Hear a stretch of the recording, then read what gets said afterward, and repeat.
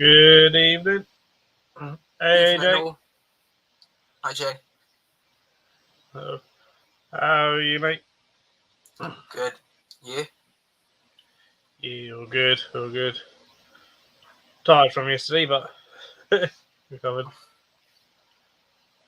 So, it was good to see you yesterday at the show. Yeah. It was pretty good. Yeah, you can get, go around some of the show, but it was difficult to get around it at some point. Apparently, they're gonna make it. They're gonna hire another hall. So. Hey, Mark and Victoria. I'm Yeah, I think they need to put a few less tables in that main hall. Yeah, Just they're to gonna do widen. that, and they're gonna have another hall, which is next to it. Yeah. So just to widen the aisles a bit, so it's not going sort of bottlenecks. So, how is everyone tonight?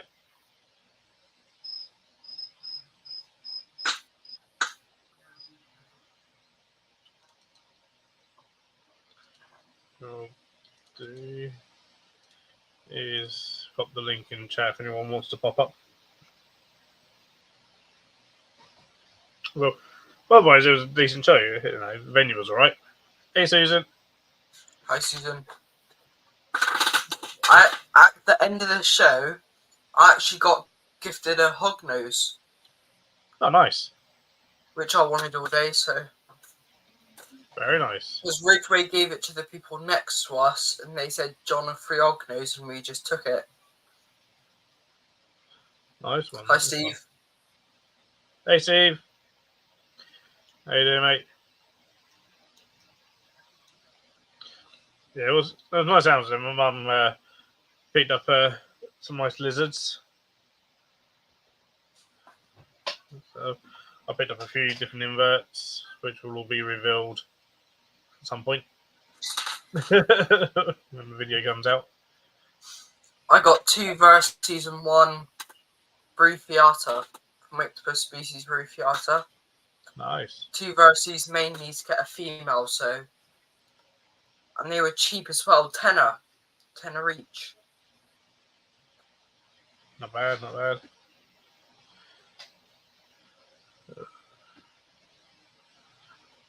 Steve's tired from work. Yeah, I'm still kind of tired from yesterday. I haven't actually been. I've been back. I've been back. Here a few hours, but I kind of got home and fell asleep. I was just knackered. Oh my goodness. Yeah, it's about. I think the drive back up. Well, I didn't do the driving yesterday. My dad did, but the journey home I think took much longer to get back than it did to get up there. How long was it meant to be? About sort of, it took us about 2.5 hours to get up there. Yeah, but because you're closer to the show than us, because we're in Bristol. Yeah, because it was about 3 hours. On the way it was back, 3 there hours was an accident there. on the road. There was an accident on the road on the way back, so it caused a bit of a hold up. Yeah. So because we got back about, I think, 8-ish. Yeah. Yeah, I think we got back about 9:30, 10. Yeah, but you did leave quite late after us. We were later leaving, yeah, cause there was just had no space to pack up.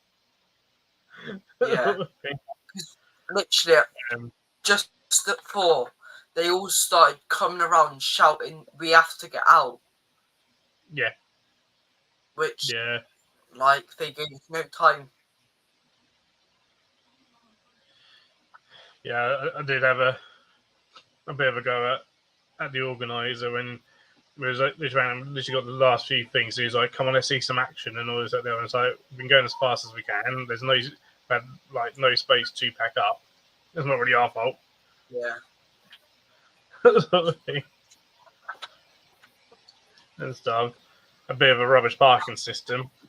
Yeah. So it's like can only go so fast. It's probably the longest it's taken us to pack up, and 3 of us packing up, and it's probably the longest it's taken because there wasn't the space, and the car had to be parked so far away from the venue. That was all right. Yeah, it was too. Yeah,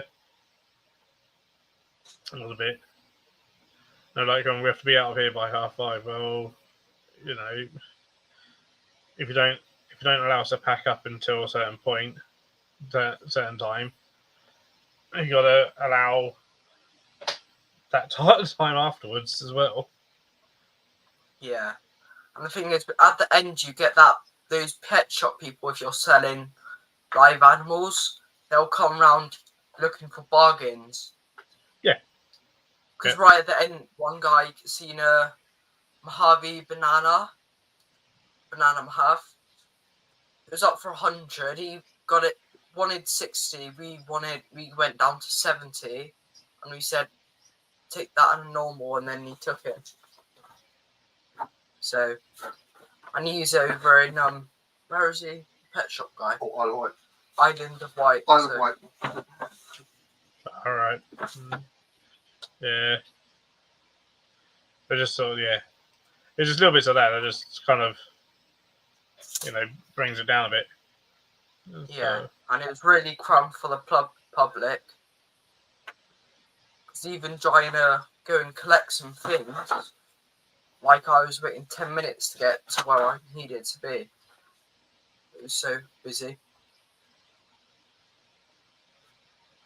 So that's it. Yeah, there's certainly a lot of teething issues. Milton Keynes, when they had it in Milton Keynes, that was fantastic. There was a great venue, there was space. There was, because yes, the shows get busy. They always get busy, but you could always get through like relatively easily and stuff, and find space around places and stuff. And some like if you went down any of the middle bits, you could be stuck there half hour, just standing there still, trying to get somewhere. Yeah, and that was every column as well. Yeah. Did you hear about the queue as well? The queue outside. Sorry? Yeah. Did you hear about that? Was terrible, though. I mean, they always have long queues, but not that bad. Well, it's not so bad that they have to stagger it. That one when one comes in, one goes out. No, and that's purely because as soon as you got in, you couldn't filter anywhere to go. No, and everyone was just in a standstill, and that was one of the problems. Whereas it was probably about as busy as it normally is, but it felt busier because no one had space to move. Yeah. Hey Harry. Hey Craig. Hi Craig. Whereas if you had space to move around, it would have been a lot better.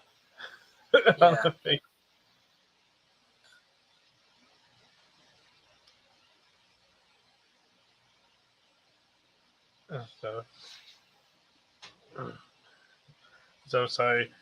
they're going to obviously sort out because they've got that venue for 2 shows next year, so they're going to sort out for next time. Yeah. So I didn't particularly like the venue. It wasn't. They could have done a bit better, or just the spacing could have been way better. I think it's just a weird shape because it was quite long and narrow. It was quite a long. Yeah. I think the venue is okay. A better venue than Manchester. Yeah. On the flip side, Manchester had more space. It was a bit more spacious, but it didn't really work there either. So, but it's always difficult, and I think sometimes because they want to be seen as the biggest show and stuff, and they focus on that too much and focus on getting, perhaps, a certain number of tables, and perhaps they need to refocus and be like, actually, perhaps we can't fit this many tables. Yeah. Make it slightly more. I mean, at the end of the day, more than half the show was crested geckos and leopard geckos and raw pythons. sort of Yeah. thing. But the thing is, the Royal Python market at the moment is just not great. Oh, none of it is. Because all we sold was like £10 animals. That's all we sold. That's the only thing we did sell. Was 3 or 4 £10 animals. Nothing high end. No, there's not a huge market for that anymore. Yeah. Because the market's just crashed. Yeah. Because of the rise of bills and all that, that doesn't help. And then more people getting out the hobby than coming in, which doesn't help. And also, I mean, Royal Pythons, they became basically far too popular. So it was basically meant they lost their value, their monetary value, and then people don't want them anymore because they're like, oh, I can't make money on this anymore, and this and the other. I mean, I remember when like piebald Royal Pythons. I remember when they were 8,500 each. Yeah. Some of the stuff we had there should have been 2,000-3,000 easily. And well, I first saw piebalds at like I've never liked piebalds, just because I just don't like look at them. I think they're ugly. Yeah. So just personal. That's what my dad thinks as well. I just don't like. I'm not a huge Morph fan anyway, but I see a piebald anything, I'm like, yeah. But it's pretty personal preference. And yeah, first year 8,500 for like a hatchling piebald, and within a year or two, a couple hundred. Yeah. Because my dad always says that piebalds look like white turds, basically. That's what he says they look like. I just find it an odd patterning. But my dad's it's a very oversaturated market. Yeah, because my dad's into like Monarch, DG, and Clown. Yeah. Because that's the 3 recessives he likes.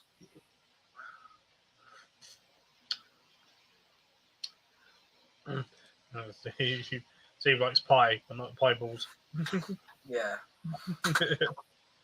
What type of pie though, Steve?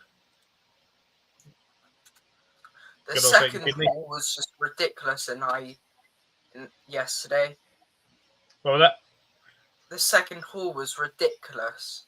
They may as well have not had it. Yeah. It was like, that's the same with Milton Keynes as well. They had the second hall, and it wasn't a hall; it was a room. They why haven't no one in there? No one in there was happy. Donny when it was actually in Doncaster. When it was in Doncaster, sometimes you'd often have there'd often be a room upstairs, and sometimes another floor as well. Sometimes it'd be 3 floors. Yeah, because that's the ones we went to when it was up in Doncaster. Hi, Tony.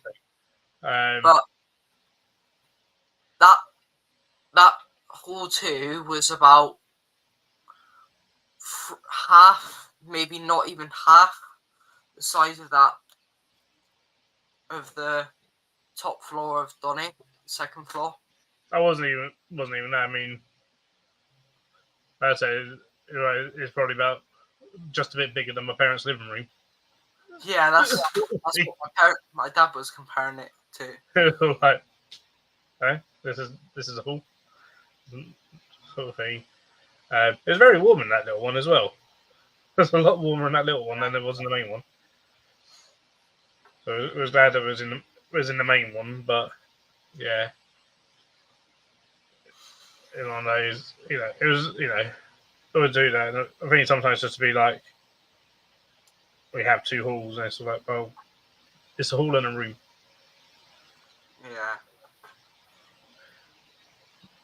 Yeah. But it is what it is.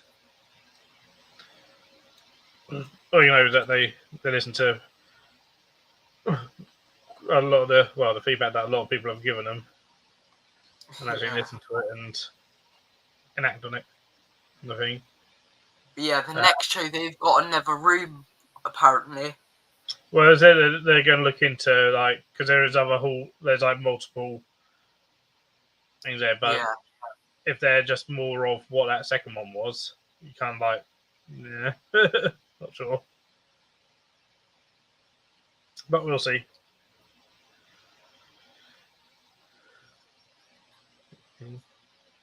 Someone suggested that about holding it where BTS is held at the Warwick Event Centre.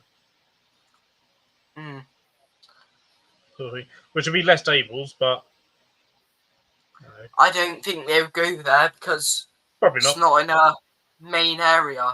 It's like not. Hello, mate. Hello, mate. You all right? Yeah,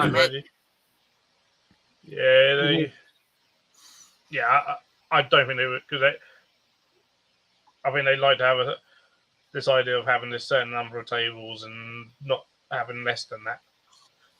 But sometimes it pays to actually have a few less sometimes. So, how you been, Matt? Oh, yeah, fine. Just a bit knackered because we've obviously been driving Connor to university, so. Oh, yeah. Been, driving about and spent the whole day in the car, well, in and out of the car yesterday. And then today, sort of just recovering and feeding animals today, so. You all good? Yeah, all good, yeah. Actually recovering from the BSC show. Yeah, busy? Very, very. Too busy for the size of it. Right. Okay.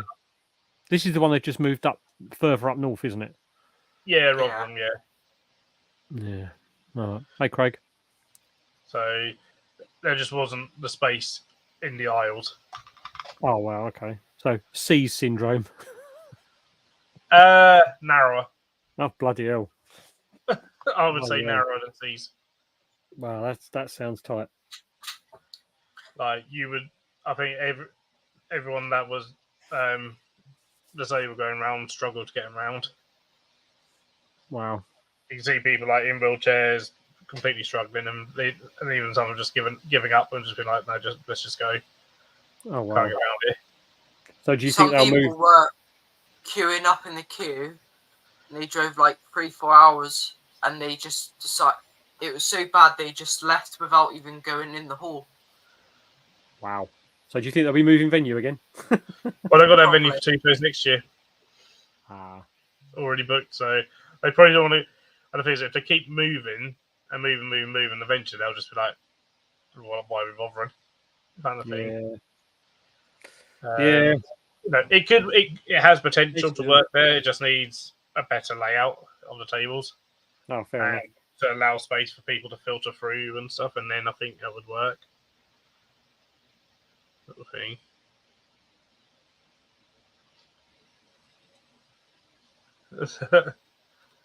Steve, he said that he agrees that there's a whole Rock Event Centre, but then also bin off Royal and Cresty Breeders. That'd be half the show gone. The trouble is, like we said this, me and Steve were talking about this. When we went to the one I came to, and we went into that side room, and there was a Cresty breeder in there who was basically trying to sort of promote and sell me this Cresty that they had on the table. And we walked away, and I just looked at Steve, and we was talking about the morphs and stuff and about all the issues they have and things like that. And it was just like, yeah, and I wasn't going to anyway, but it was just obvious that they were just really trying to push the sales of them on. And then what got me was at the end of the day, the how cheap the leopards and cresties were being tried to be offed for, so they didn't have to take them home again. It's like, it just didn't sit comfortably with me on that front. But some people are just trying to get rid of their collections because someone next to us was trying to get rid of all their royals. Yeah. The issue is when animals are super cheap, people make impulse purchases without research people still make impulse purchases without research or knowledge anyway, but when they're cheap, it becomes easier to do that because you haven't actually invested much, if that makes sense. Right. And it's trying to get that balance and sometimes I mean, the people that were sort of behind us on our island, or that beside the island to us, they actually got told off by the organisers towards the end because she like stood on her chest and started shouting like as if she was like a market trader. We're like, "Come and get your royals here! Come and get your royals here!" Wow. We're doing whatever. Well, maybe, just maybe, if people are struggling to get rid of Cresties and Royals, maybe there's an indication that there's too many out there and you should stop breeding them. That's it. That's it. But the thing is, why the Royals aren't selling is the market's so Happy birthday, Leah. Happy birthday, Leah. Thank you. Happy birthday, dear. But the Royals market's just crashed at the moment. Oh yeah, that was bad. That leopard gecko breeder trying to sell me the Enigma gene. It's like, wait, what? Is there someone with an Enigma? I think so. Round in the side rooms. I mean, they're banned. Are they? Yeah. Yeah, that's right. Yeah, I'm pretty sure they're banned. The one was. I'm sure I saw a person with an Enigma there. Because I thought to myself, what the hell? Those, yeah, because it was three genes. It was, Spider Royals, Enigma. I'm pretty sure Spider Royals. You're not allowed to sell them at IHS. No. Which carpet morph was it that they also banned? Thank you, Craig. Jaguar, Thank you. I think. It was Jags, wasn't it? The band. Thank you, Mark. And, yeah, and I'm sure Enigmas as well. Enigma Leopard Geckos they're like the three that are just banned. Hey, Osmond. The kids bought me this really awesome mug. I think we said yes. And I got cocktails in it. Thank you, Gabriel. Hey, Gabriel. Don't be saying the CO. Oh, hi, Osmond. Yeah, Jaguars, yeah. So, what you done, Leah? I know. What you been doing? Sleeping. Sleeping on your birthday? Is that what you wanted to do? Is it? Is that how you celebrate? Wow, you know how to party, don't you? I went to Mark this morning and saw Katie and Ben and gave them a gecko. You went to Mark? Yeah. What? Mark And I got... Mark? Yeah, he gave me one of his spiders. There it is. To borrow. That man, as much as I love him right now, I just oh. Why? I gag when I hear his name at the moment. As much as I love him. Because I ordered all his stuff today, and then they mailed me about 10 minutes later and said, "Oh, we've cut it all, ready for you to collect." So I went and collected it all, and then realised how many holes I've got to drill this week.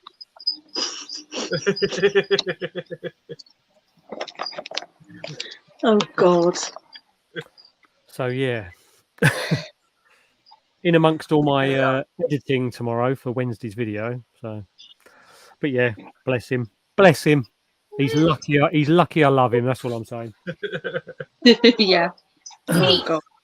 He got me some really cool stuff for my birthday. Where's my spider gone? Yeah. Thank you. Some soul food. I don't know where my spider's gone. Did Terry get you a nice card? Fallen down there. No. The kids got me a nice card. Oh no, it's fine. It's fallen down the back of there. I have to get it in a minute. Did Terry greet you this morning at the end of the bed naked? Sorry? Did Terry greet you standing on the end of the bed naked this morning or not? No. Oh. No, we had to get up early to go to Mark's. And he's made me a meal, though. He made all of us meals. He makes tea. I'll tell you what, I'm impressed with this. This is Connor messaged us earlier. Have you put in salt? Creamy garlic chicken. Connor doesn't cook. Connor go, "Oh, I've made this for tonight. Sausage pasta bake." So like, oh wow. All right. There you go. How comes you didn't make me food when you lived here? Yeah. When he comes back, you'll be like, right, you can start making. You can now cook for me now. Yeah, you're now in charge of the pasta base. Mikey's ever coming back. Matt's going to fill that room with snakes and spiders. We've already cleared his desk off. Like, just tidied up, tidied the room up. Kath tidied his room up. How big a retic do you need me to find you, Matt? What sort of size? Well, if we take his bed out. Oh, I don't know. I'm gonna. There's a few bits I need to take out of the room, and then I'm gonna move the Beardy and the Royal. I need to make a frame for the Royal Viv to go over the Beardy, so there's enough gap, so that it doesn't. Matt, did you have a little cry yesterday on the way home? I didn't. After. We had a carload. Yeah, everyone else had a little bit of a moment. What? The hardest part of yesterday was when we turned off of the A55 into Bangor and had to drive through the entire town at 20. And there's no traffic on the road at all. Tell me about it, mate. Tell me about it. But it's what's annoying is, after watching all the videos, they've been extremely sneaky because they haven't done all roads yet. They've only marked up some as 20, and then some of the others are still 30, but they haven't done all those roads yet. But it's the fact that you know full well they're not going to be putting fixed cameras up anywhere. They're just going to have mobile vans everywhere. And so yesterday I was driving through, and I'm in a car that is just. I wasn't in my car, so I was driving another car that was just like, "Are you seriously trying to get me to stop like at 20? Like, you seriously?" And it just wanted to accelerate the whole time. So I was doing 25 around most of the roads, and it's like, well, there you go. I found yesterday. I went to Ellie's yesterday because Leah went to that wedding fair. Yep. Me and Lewis went to a place called Reptile Cymru, which is literally like 12 minutes from Lewis's house, right? Because I was doing 20 miles an hour and it's all stop, start, I used so much more frigging fuel. Yep. I don't know why. It was like I had a hole in my tank. And it's lovely because when you look at most of when I came in yesterday, I'm glad I didn't have to fill up till I hit Bangor because Hey, Emma. It was like £1.80 for diesel at every single services on all the A55 all the way out to the M40, whatever it is, and then onto the M6. All the services were 180. So I'm glad I didn't have to fill up until I hit the Asda's at Bangor, and I filled up there. And then luckily I didn't have to fill up on the way home. But it was 25 round there. And obviously if you get 10%, it's like 22. But I was doing 25 round all the roads, probably, allegedly. It's I swear there was going to be, because it's a university town, chances of them putting camera vans up everywhere because you've got hundreds and hundreds of parents coming in with their cars. Exactly. Easy target. So I Not don't know. the sneaky sergeant. Round here, they dropped the speed limit as well. On from Abergavenny to Monmouth, they've dropped the speed limit from 70 to 50. Yep. Didn't tell anybody they were doing it. They put a sign up every 3 miles. Yeah, and it's like a temporary sign. It's not even a proper sign, but they've done it. Wow. Yeah. It was good though. I mean, we left home at 6 a.m. and we got there at 11:50. So we left at 6:10 and got there at 11:50. And we didn't have to be at the uni till 1. We had a 2-hour. You get a 2-hour slot for the car park. So we went to Asda's, bought him some bits, then went up to the university. Did the 2 hours unloading the car in its entirety into his dorm room, and then went and parked in a different car park and hung around there till I think about 5:30. Do you reckon Matt did that scene from Home Alone when he got home and he knew Connor wasn't there? Do you reckon he ran round in his pants going, "Free"? Dude. I got home last night at 10 to midnight. Oh, wow. So the only thing I did was say hi on the live and then literally do that and face plant the bed. Oh. And then I'm live tomorrow. I made sure that I got up at 7:30 this morning so that I could make sure I just wanted to check that. And he messaged and said, I'm up. Don't worry about me. I'm up already. I've made my breakfast and my lunch for today. It's like, Jesus Christ, who is this? No, it's all self stuff. It's in a dorm. He's got his basically. It's really good the way they've done the rooms now. So he's in one of these new builds, and they've got their building, which has got 2 wings on most floors. Sorry, 4 wings on most floors, but the top 2 are only 2 wings. Okay. But your card lets you into the building, and then only the card for your floor lets you onto your particular floor. And then when you're in your floor, your card only lets, if you're in one wing, it'll only let you in that wing, won't let you in the other. And then when you get into that wing, your card will only let you in your room. And there's 8 in Connor's wing. There's 8 rooms and a communal kitchen, and they've all got like 2 cupboards each in the kitchen, and then they've got space in the freezer and fridge, and then there's 2 cookers, 2 microwaves, 2 kettles, 2 toasters, and that sort of stuff. And then his room's quite nice. His room is actually quite big. He's got like like a shower, toilet, bed, desk space, wardrobe, loads of underbed storage area, and the other. But he chose to go on the top floor of the building, furthest from the kitchen, so that he has no passing traffic of drunk people, so he can sleep well. The only issue is we carried up an entire year's worth of Connor life into that room, up 4 flights of stairs, repeatedly for 2 hours. His guitar. You know what would have made that job a lot easier, Matt, didn't you? You know what would have made that job go a lot quicker? You should have asked me to come with you. Thank you, Philip. We took TV, Xbox. What was good though was we got all his stuff set up, and then the Xbox wouldn't connect because there's like they've got Wi-Fi in the building, and it's like the protocol on the router isn't set so they can do gaming or streaming and stuff like that. It's more for university work.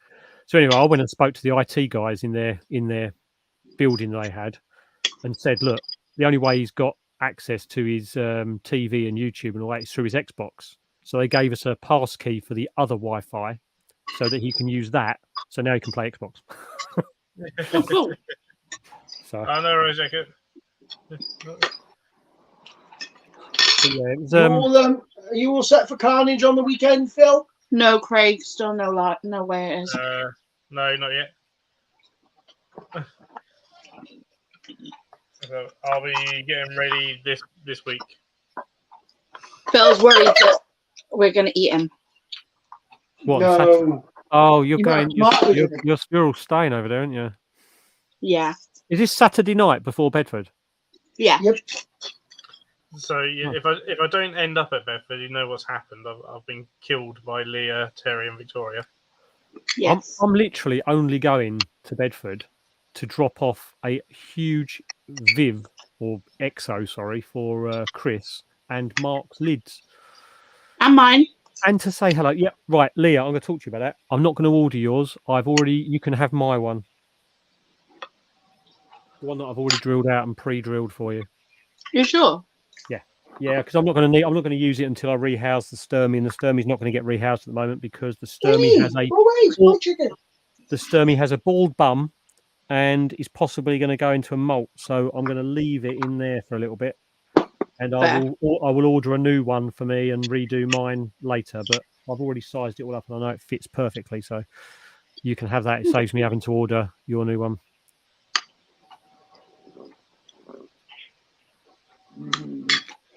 Yeah. Mm-hmm. Sorry, I'm stuffing my face. Do you reckon Victoria let me cook, Phil? I don't know.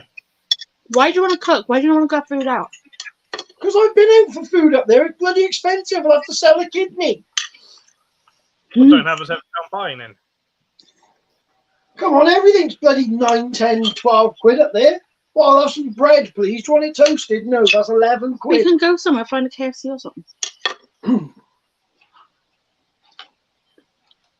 There's no bar at KFC. Yeah, I'll work out how much that one cost me, Leah, and then we can sort that out. Yeah, no worries, much. Let me know. Yeah, it's all good. So I'm eating creamy chicken, Emma. actually, you can have it as a birthday gift. Don't be silly. No, you can have it as a birthday gift. Do you want There that? you go. No, I'm going to fight you. You can fight me all you want. You're having it as a birthday gift. It's already got little holes in it. So Oh, nice. Yeah. Well, did I just get a Thank you, compliment Matt. from the teenager? It's nice, right? Mantis Den has expanded quite a lot. has he? Yeah, into a new company or a new brand. Okay. They were opposite us. Rebel! You only had one table as Mantis Rebel! Den, and then a Rebel. good, I don't know Kitchen. how much space for Vivs that he's building. Ooh. But like Fantastic. carpet and plastic vivariums. Come Are they here. nice or?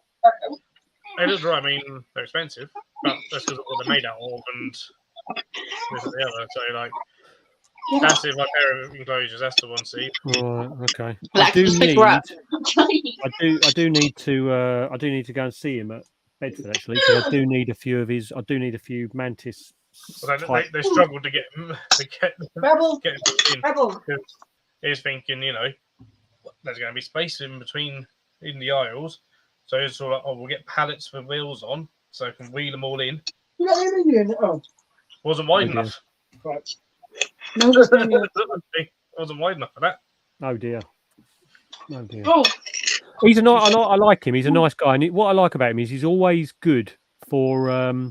If you say to him, "Look, can you do this on the lids?" Like when I talked to him about the lids, he said to me, "Look, if rather than you cut a piece of acrylic to size and put it on my lids, if you want hard top lids making for those ones, just message me and I'll do it."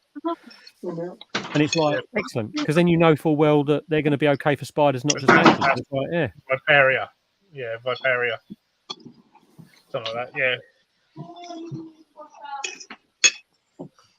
You'd have been Because laughing. Oh, What, at me. that's their new thing. I thought, just go, pushing this pallet of things in with a mantis in, and I was like, what the hell's Liam done? What's he bringing in? That's this big on a pallet, kind of thing. Mind So you, after the last show, when he bought in the really, really big acrylic enclosures for the spiders or the mantises and stuff, do you see the big ones he's got now?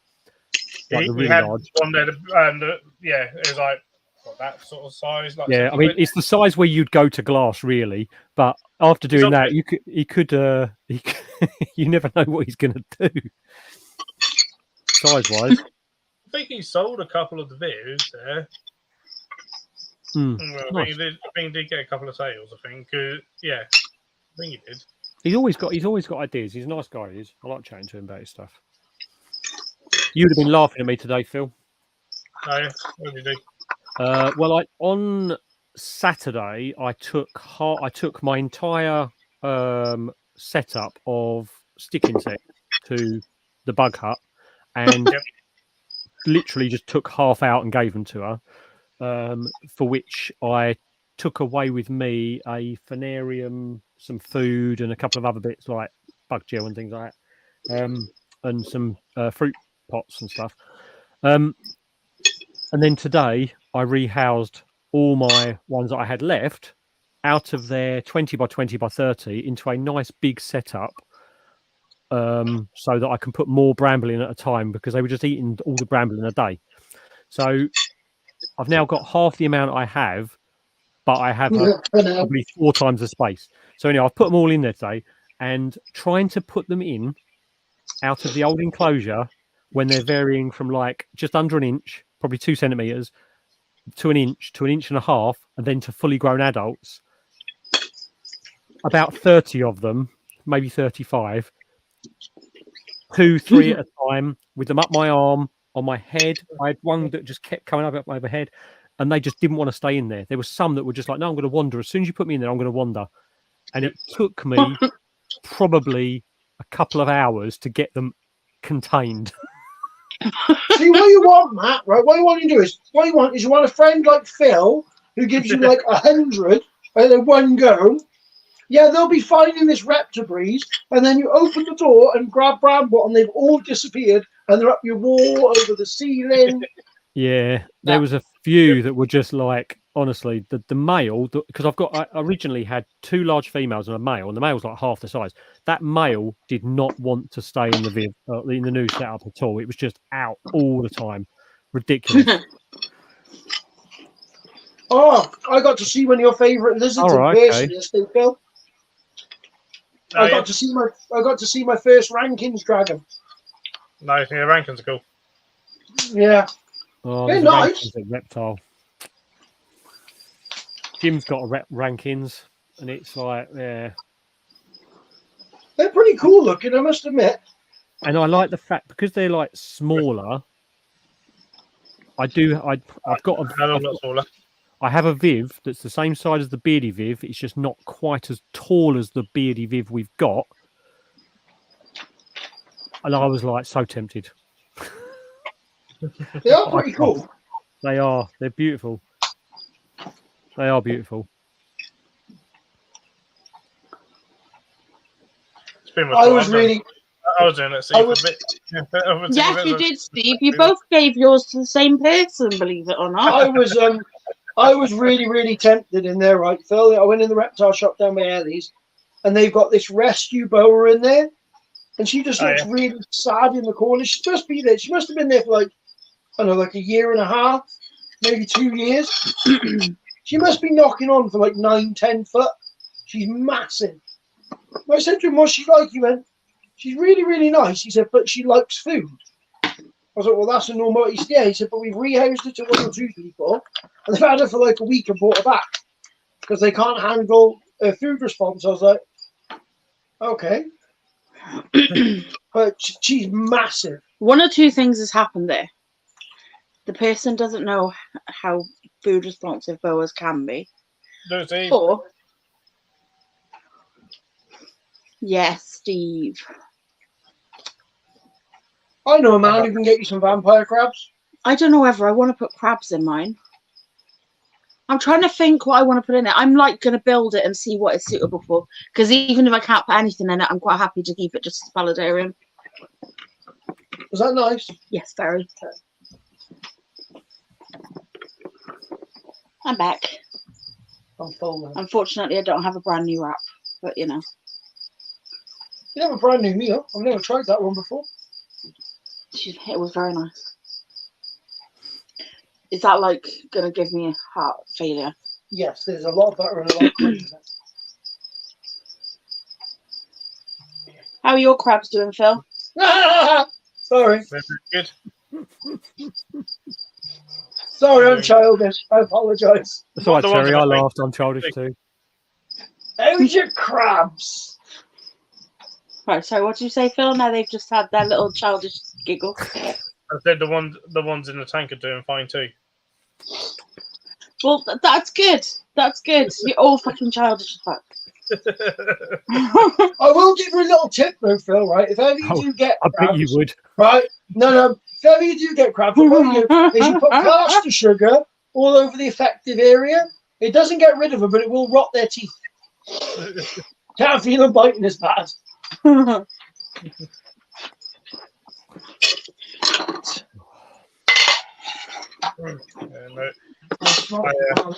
mum, she picked up a couple of Cresties yesterday. Oh. A couple of babies. Oh. Wigtails. Oh, nice. I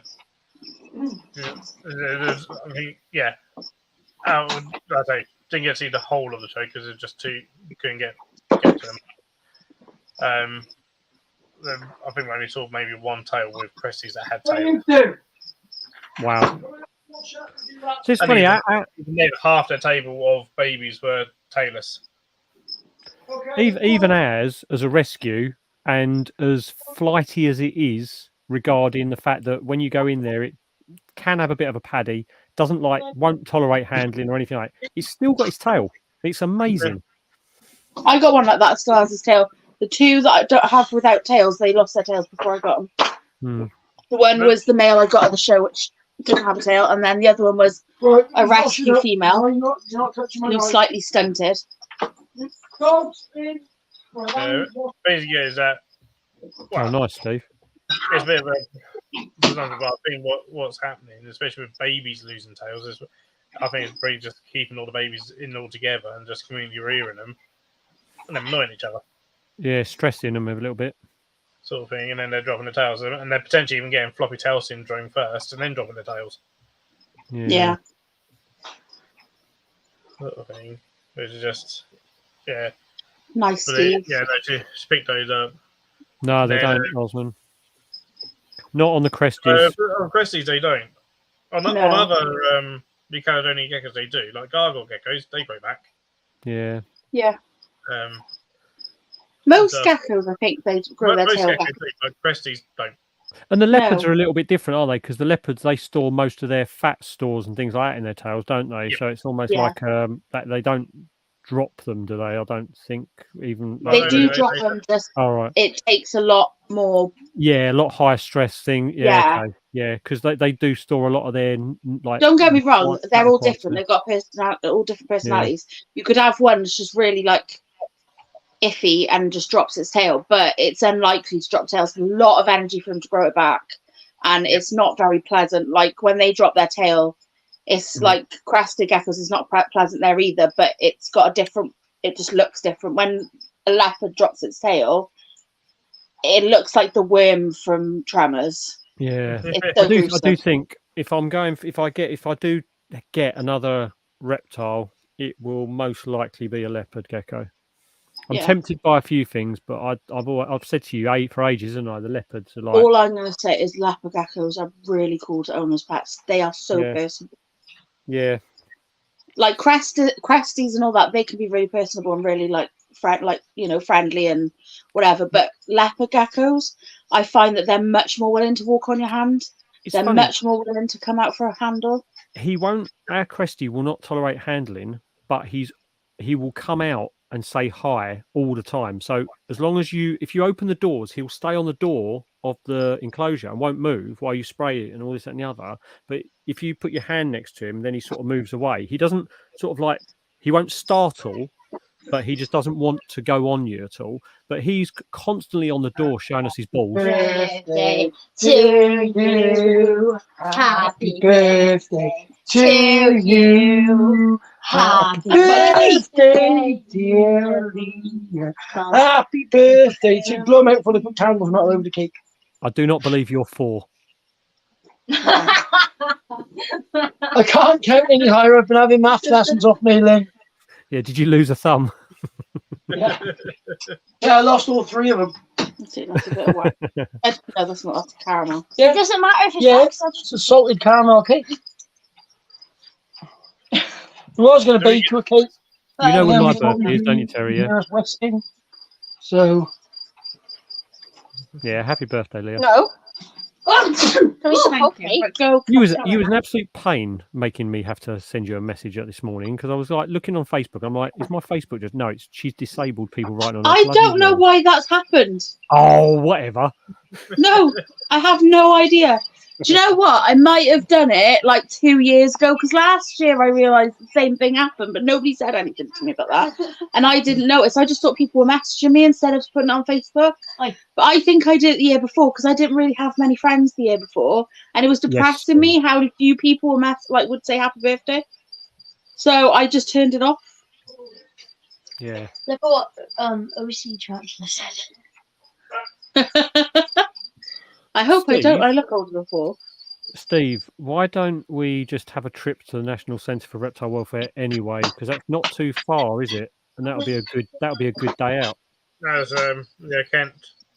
Yeah. Are they the ones in Tunbridge? Near Tunbridge? It's what college is it at? Harlow College? Possibly. We'll have a trip. We'll organise a trip down there. We'll organise a trip down there. That'd be good. I've been there before. Sort of thing. I know. Steve. Steve pushes that place, and rightly so as well, because there's loads of animals there that do need good homes. Oh yeah, Philip, not enough. What? Philip, not enough. What? I missed that conversation. Cake. Never enough cake. Not enough reptiles. Yeah, sounds good, Steve. Both. Yeah. She also picked up a young Aki. Oh, nice. Little baby Aki. I bet that was cute. They're adorable when they're little. Well, they're adorable anyway, but they're adorable when they're little. From the same guy as the Aki, what we actually went over for. She picked up a pink tongue skink. Oh, nice. Like, decent size one, like that sort of size, pink tongue. You good? Not quite fully grown, but well grown on. A blue tongue. Pink tongue. Pink tongue. Oh, okay. I'm disappointed you didn't try that all in one, Leah. Like, come on. Story of my marriage, Matt. Don't worry about that. That's very nice. Terry. Actually, Steve, I might pick your brains about how to do the framing and the stuff for the above the beardy. Yeah, we'll have a chat. My granddad bought me flowers. Yep. I bought you cake and broken. And he bought me apples. Nice. My granddad's a sweetheart. He brings stuff out the garden. My nan came down and sat in the garden, won't come in the house. I'm not coming in the house with all those animals. So Leah's granddad walked in and went, "You want a snake now, Dave, don't you?" I said, "You want a snake? I'll borrow mine for £5."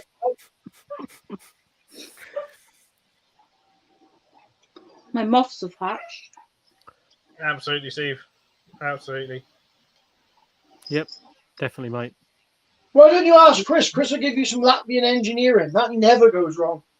Trust me. Exactly, Steve. Especially a certain person. Oh, what? Breeding spider ball python? Like, whenever they need like a bearded dragon, or whatever, they haven't bought bearded dragons for years. They'll go down rehome them. That's what we do. It's actually quite upsetting the amount you see on things like pre-loved that are just freebies and things like that. The only problem is, right, when it's free, stupid people buy them. Yeah. Yeah, we were talking about that a little while ago, saying that when you make animals cheap, people make impulse buys with no understanding of anything else because they think they're not too invested. It's not like you know full well if you're looking at, say, for example, like a £200 reptile in a shop, and you aren't super affluent, you've got to consider all the things you need plus the £200. It's not only that. It's like Chinese water dragons, right? They're not expensive. You can get a Chinese water dragon for 80, 90 quid.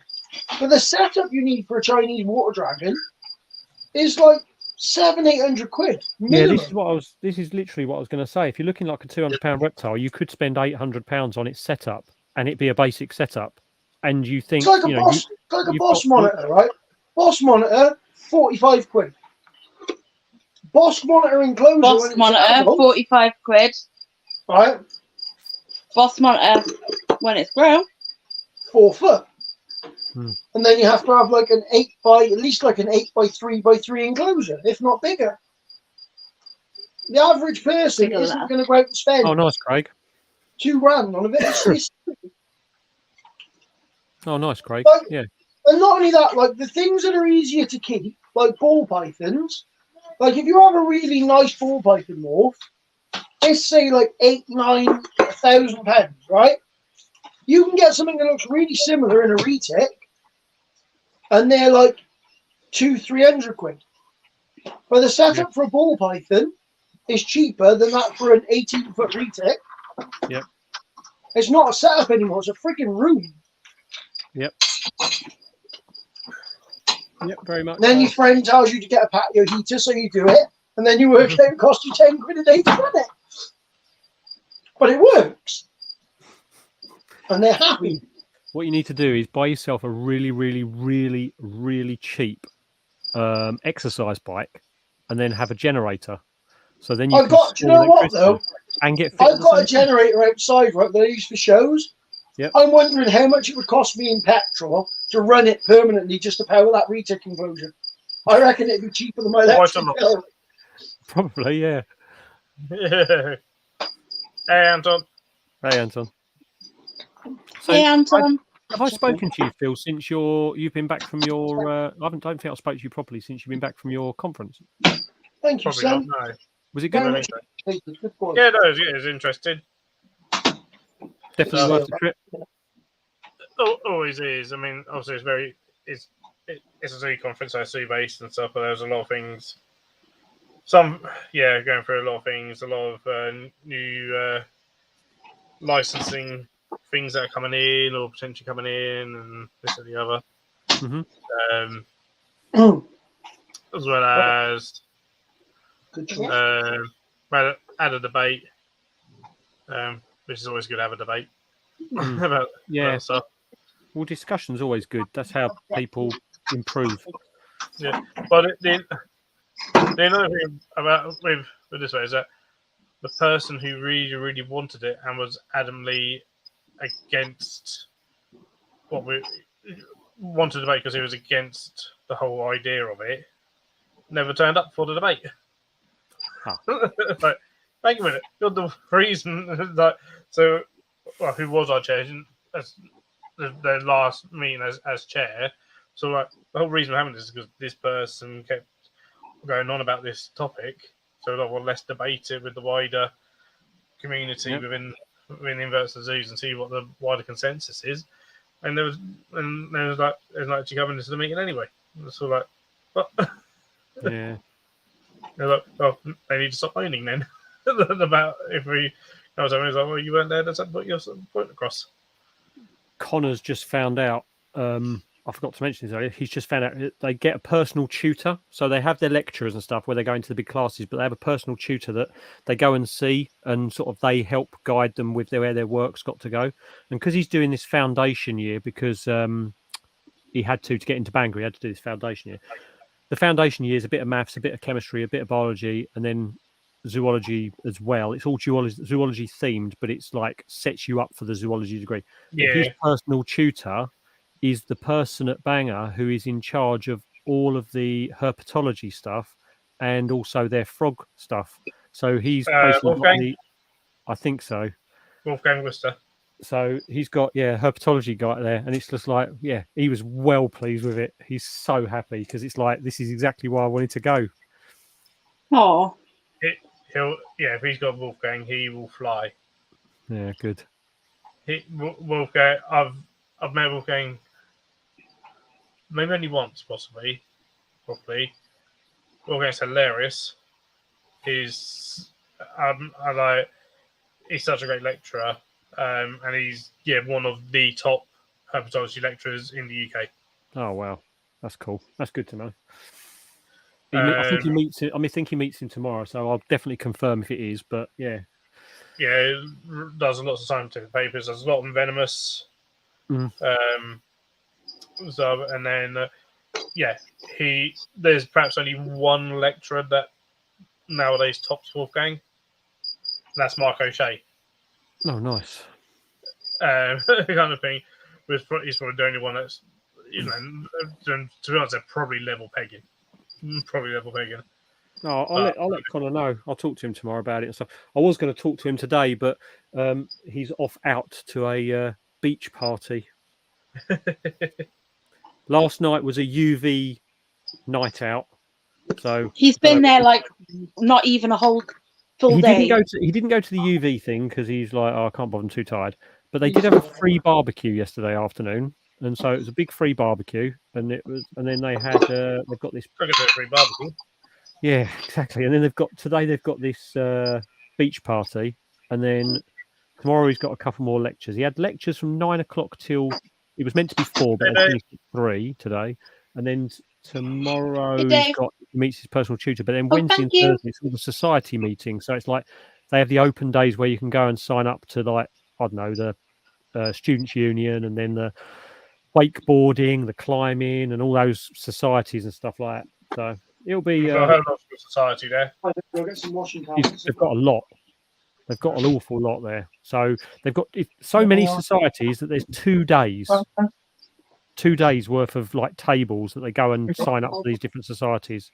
So I said to him, you've got to go and have a look around. There's a Warhammer one, like a tabletop gaming one he wants to go to. The climbing one definitely, and then he's just going to have a look around and see what else takes his fancy. Because Pretty good. the Herpetology Society, they organise a really good conference every December. Right. Okay. Public conference is full on day. So it starts at like 9 in the morning and finishes at like 6, whatever. Yep. But it's a banger Venom Day. It's all about venomous stuff. They do the trip, don't they, to the field trip to Arizona as well to do the venomization stuff.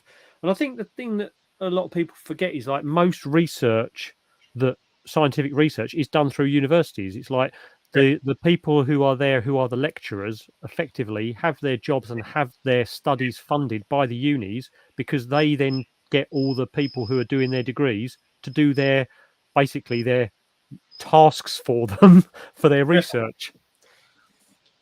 Oh yeah, And that's how it all develops. Yeah, no, Bang & Venom is a fantastic conference.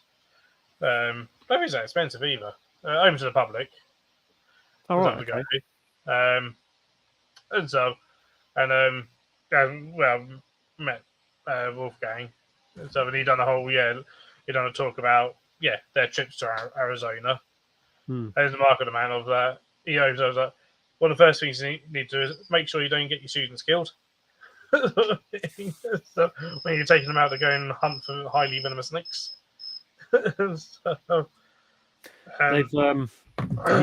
not sure. I mean, obviously, it depends whether or not he does the field trip or not, because I know they're quite expensive. But the trip abroad, whether he does the Arizona, he really likes the thought of the India one, because I think they do frogs and pokies basically.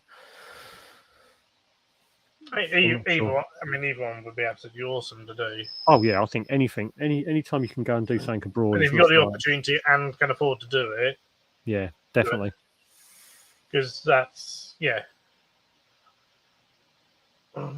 be absolutely fantastic.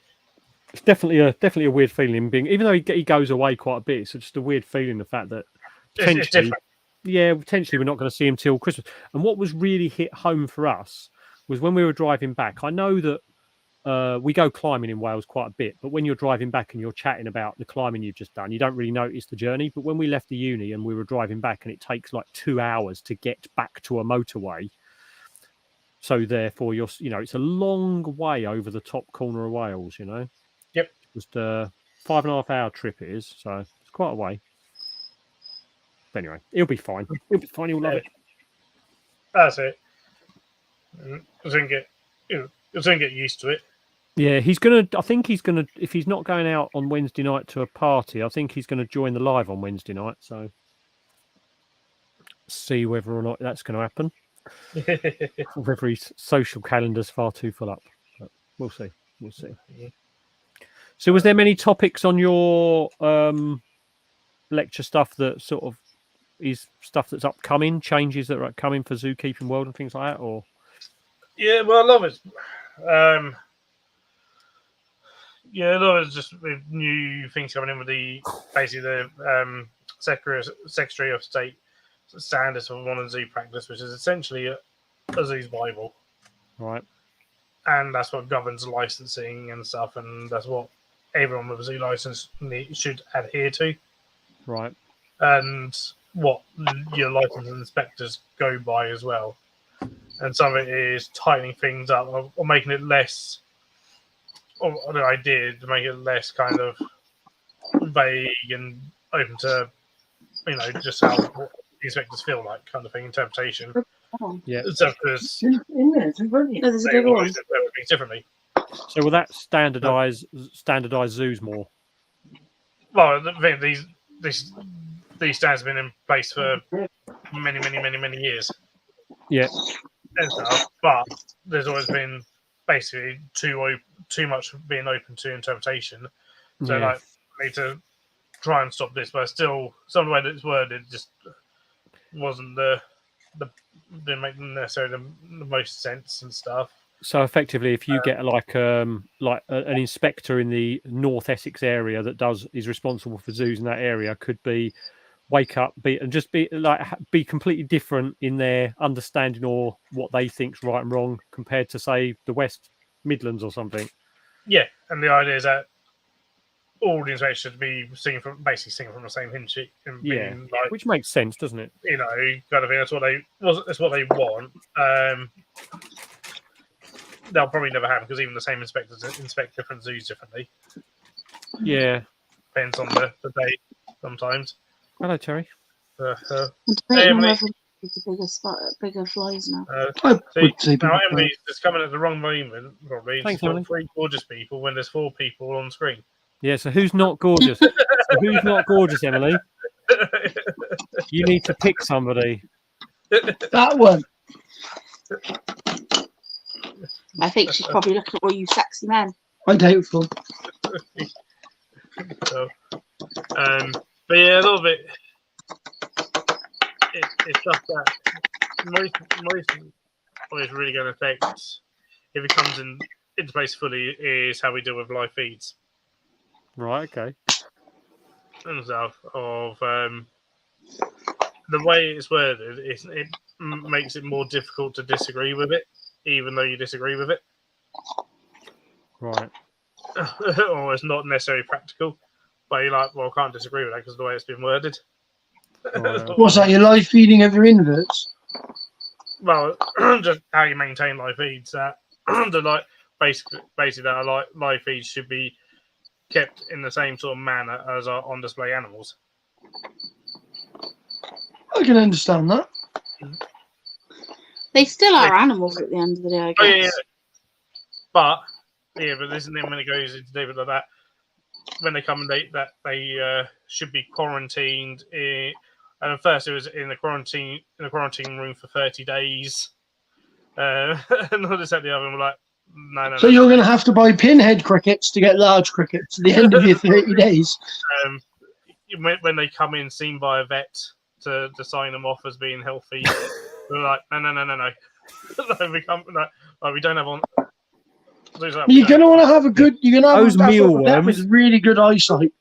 I need that tub of mealworms that's got 200 mealworms in. I need to know every single one of them is healthy and okay. So we managed to get some of that, that change. Because there was things I would like going in initially. So it'd be like, right, it can, quarantine, yes, but in a separate area. And if you can't do a separate room, separate area. And for 2 days. Sort of thing. And that they should all be visually checked on arrival, which you do anyway. We open the bag and go, check none of them are yeah, dead. right. They look right. They're not half dead. Visual check over. Yeah, you're doing that anyway, sort of thing. Well, you're not going to sit there and give your animal, like a invert with worms. Do you know what though? If you were a vet, right, and you were paid to do that job, I would go through a tub of mealworms. I go, yeah, all of them are okay except for these 5. They're very depressed. I'd get my stethoscope out and I'd be checking their heartbeat and I'd be looking for a pulse with my 2 fingers on every single mealworm. Stuff like that, but, I managed to get that wording changed because it was like, that's not really feasible. Yeah. Matt would be like, am I on hourly rate or am I on per job? Because if I'm on hourly rate, I'll inspect them one by one. Takes me 20 minutes. And then, might have to start counting any that dive without being fed out the stuff. So if they dive in the tubs, then we need to count those and record those. So more paperwork for you then, Phil? Yeah, potentially. And it's all like, can we do that by weight? Can we just weigh them and go, this is, how much weight? The thing is, if you're talking about things like mealworms, by the time sometimes when they go brown and stuff like that, if you get any pupate and become beetles, the beetles will eat things. And do you know what I mean? It's like you lose animals that are passed away because they eat each other. Well, doesn't Chris say when they sell dubias and stuff, they sell them, they say, right, you've got so many thousand, but they do it by weight rather than sit there and count them out, do they? No. So how are you going to know what percentage of dead ones you got unless you count them all individually? We're kind of discussing being like, probably not the most feasible of things, but if it comes, it's a good idea, like to have a welfare of how you keep your feeders. I can imagine having a welfare for your feeders is not a bad thing, but no, because if your feeders are kept in a healthy setup and enviment, and they're fed a good reflect on your spiders and effectively that will have on all your animals they're being fed to will have an improvement. Well, it goes hand in hand, doesn't it? But you would hope where they were coming from, they would be inspected to make sure they were in a nice environment and, they were being kept correctly for breeding. I think so, Harry. I think that's what Phil's saying. But that's under separate legislation. Right. There's a new career for you there, Matt. You could go around and inspect all the mealworms in the country. Yep. Yeah. If you charge them 15 quid an hour, by the end of your first year, you could be a millionaire. I'll do it like the private healthcare system where you do it per patient. So I'll do it per mealworm. 15 quid each. I mean, the difference there, Joe, is that basically they've got Ross, who basically does it all. So they essentially have a member of staff doing most of it anyway. I noticed how Emily completely avoided the question out of the 3 versus the 4 thing. She avoided that. I did notice that as well. Yeah, she subtly sideswiped that one. Don't worry, we won't let it go, Emily. I mean, I'm actually surprised. I mean, I know some people, if they buy a tub of crickets, their crickets don't last long because they tend to buy a tub of crickets and then they're all fed to their animals, they're gone. If I buy a tub of crickets, I do rehouse them and I have them in a better setup so that I can then give them access to food and bug gel, whatever like I decided to use. If I spray the side of the enclosure so they've got water drips or whatever I do. But I do like some people don't. When you say bug gel, do you mean the gel? You mean like that? You put it into a big one of them. Yeah, bigger one. I've got a nice big one of them with a load of egg crate in it and various bits of stick and things like that. People didn't use them anymore. What, the water balls things, the bug balls? Yeah. To be honest, I don't. What I tend to do is I tend to make sure they've got fresh salad and I atomize and mist the salad because I find that they drink far better from that because they all sit on it. Yeah. But, yeah, I do. I mean, how do you might, find that, Phil? It's probably potentially going to have to start doing like daily temperature gradient checks on them. On the feeders? Wow. Yeah, make sure they've got a gradient of temperature and UV checks. Oh wow. So are you going to be implementing this in your private collection, Phil? Are you going to put an extension on just to keep your feeders? So it'll be interesting if that comes in the place. Don't get me wrong, I can see where they're coming from with it and everything. But it is starting to feel a little bit like they don't want zoos to exist. It's almost, the trouble is people come up with brilliant ideas. It's the implementation of these ideas that is difficult because no one sort of works out people come up with ideas before they've come up with the infrastructure for those to be implemented and work. Well, the thing is, the XL bully ban is a good example of that. The infrastructure, or the electric car. You haven't got the infrastructure for everyone to have one. Willing to spend the money on the infrastructure. Mm-hmm. I mean, some of the bigger zoos will have, I'll be doing all this anyway, and have things like data loggers in all their enclosures in different areas, and they literally go around with a tablet and download all the data. Done. That's recorded. Yeah, and it takes perhaps not much time or whatever. Somewhere like where I work, I don't get that luxury. I get an infrared temperature gun, which are fine. I want to physically do every single one. Yep. All right, every single one down, sort of thing. It's also, you look at, for example, if you have to implement, say, for example, like say you didn't have it and you had to put it all in, UV lighting, electrics, this, that, and the other. You look at the feeder room where your live feeder room is, and then you think, okay, we've got to put this in there. All of a sudden, if the room's not feasible for it, well, where do you go? Like, you've all of a sudden got to look at the premises and think, well, where can we move this to? What can we do with it? I mean, look, our room, we've got ears, and I actually want it. It is feasible to do in the room we're in because for our life because you can put UV under each single shelf. Some places, anyway. This is the whole thing, though, isn't it? But I just got a T5 on the ceiling, focusing down. I was like, it's not gonna get any UV from that. Yeah. Sort of thing. And things like the locust, again, I've been one of ages, a heat lamp over the top of that. and it's all feasible stuff to do. That's why I So- use that, Osman. Like literally the atomizer, it comes out like it's brilliant on something. But it's and I think so, it's why sometimes these things come in place in to-do lists that then makes some places go, oh, okay, we're going to have to do this, so it does improve standards. Mhm. So, Yeah. And I think with like UV on live feeds, it has been shown in now plenty of scientific papers that it increases the vitamin D3 levels within your live feeds. Yep. Which in turn will reduce things like MBD and things like that, Yeah. And it they means can process what you're they can process what you're feeding them a lot better as well. and also things like I take it you'd still supplement. None of my live feeds up here are on the UV. I'm not saying I keep any of mine on the UV, but a lot of zoos are now. Yeah, that's what I use them for, Osman. I mean, I actually found with my atomizer that when I had I've got a big water bowl in with my beardie anyway, but I've also whenever I atomize the salad that he gets, I find he eats it far better than if I just take the salad out the bag, give it a wash, and then put it in. If it's got water droplets on it all over it, he tends to eat it far better. So.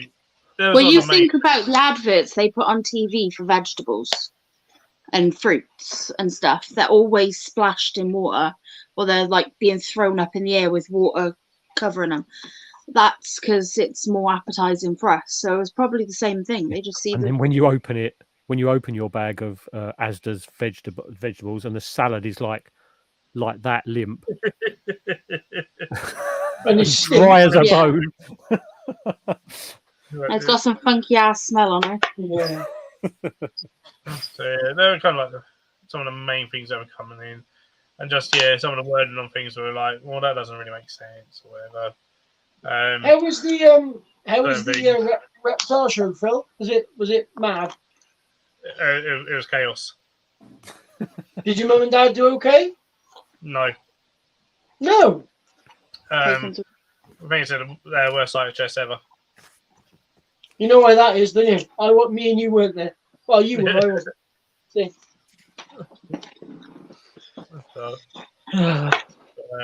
Was there that famous bloke walking around? Was there that really famous guy walking around? Of me? No, the one that's in all the Predator films. Oh no. No, I wasn't. But you probably wouldn't have anyway. I had someone come up to me and be like, "Oh my god, famous YouTuber!" Really? It was all messing around, but he's someone that watches. Oh. What was Scott stood behind you? Was he? Yeah.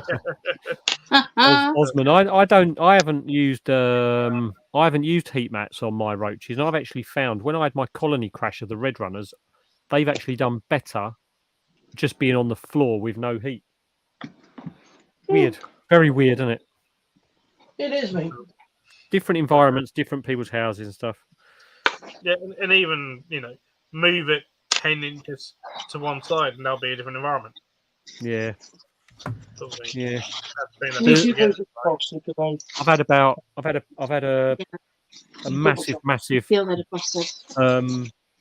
load of new babies in my hitters set up as well. Like the whole lid is covered in babies at the moment. I think that heat wave affected them. Probably. How big are they? No, nothing that is it's only going to be a thing. Is then future license inspections are going to be more harsh on places.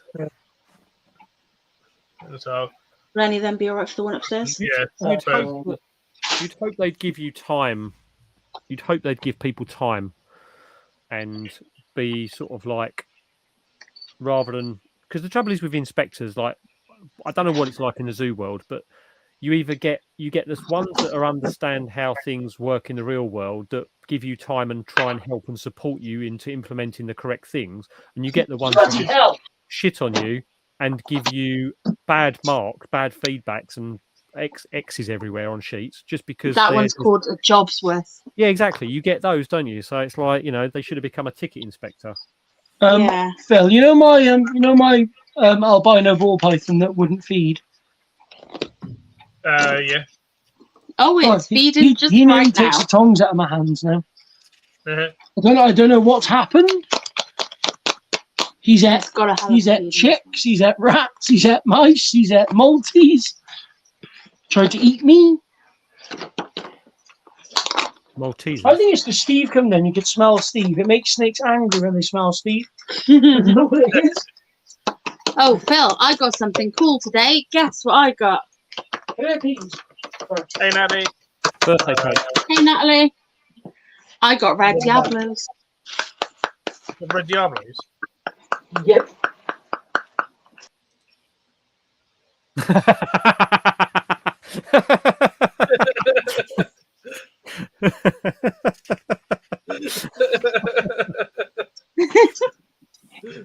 They're tiny, but I got red Diablos. Hang on, do you want to annoy him even more? Ask her how much she paid for him, Phil. You are playing a dangerous game. Ask her how much she paid, Phil. Go on, have a guess. She's got 5. How many did you get? She got 5. 5. How much did you pay? And you said they're small.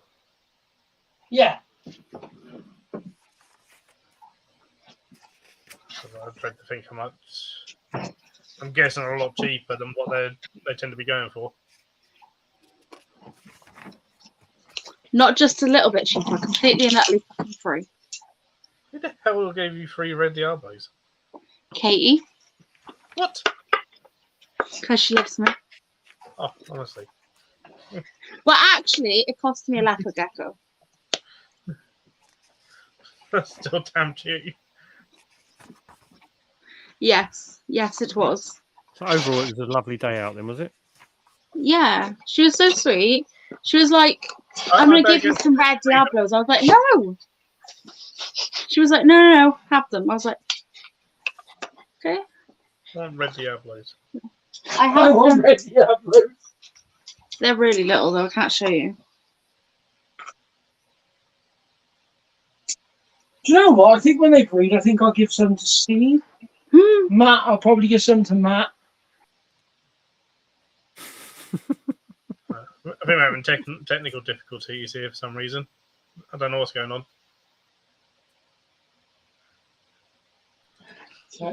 You poo. Oh, hey, Natalie. Natalie, tell Phil off. He keeps kicking me out. No, don't tell me off.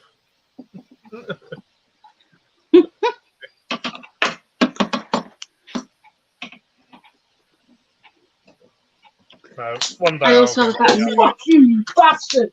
Did he get you? Fuck! Ow! You are Someone not a say fucking karma. retard! I apologise. Ow, that fucking My hurt. corn snake just bit him in the head. You bit me in the face! Fuck me! Right, He's feeding them. Jesus! But he was trying to take the tub down and the lid popped up and literally the snake comes straight out the gas and went straight at his head. God, she's got some sort of feeding response. Oh my god. My God. Frosty, chill. Chill, Oh. Frosty. Chill. Look at that. She'll be on the forehead. You've got a scratch. Oh, you've got a scratch. I swear she's got retic genes in it. That was funny. Wasn't funny. That was funny. Screw you. I'm glad Phil took it off the screen there.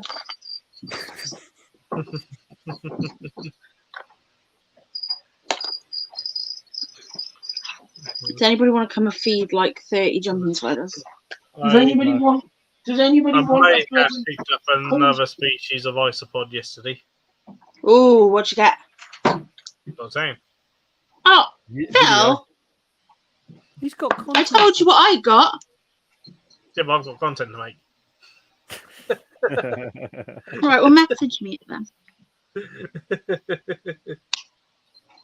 He's already I told got me, Leah. content. I got content to make too. He's already told me, Leah. I told Matt straight away. I guess I won't be giving Phil any red Diablos then. He didn't tell me. Oh, You wait till Saturday, Phil. No, you're like these, Leah, as well. I might have to get some more if they have more next weekend. ooh. Okay. Where'd you get them from? So I'm going to show you yesterday. Oh.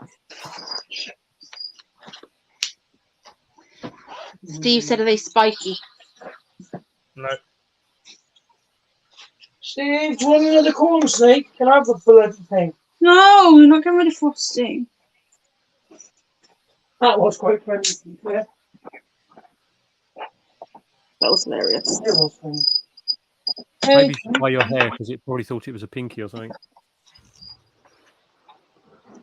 I don't know. Terry's hair is No. blonde now. Red Diablos are definitely on my list, as are Ember Bees, Yes, Amber Bee's on the list. Tricolour, Scarlet, Blisters.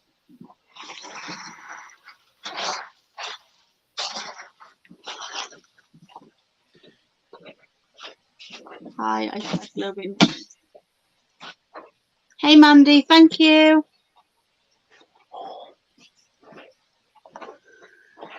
I hope I sell some of these jumping spiders on the weekend. Hey, Some of Mandy. them aren't ready, but most of them are.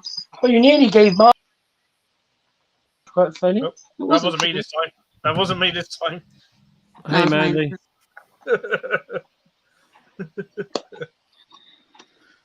Oh, you know my big yellow retic, Phil, got into shed for the 3rd time.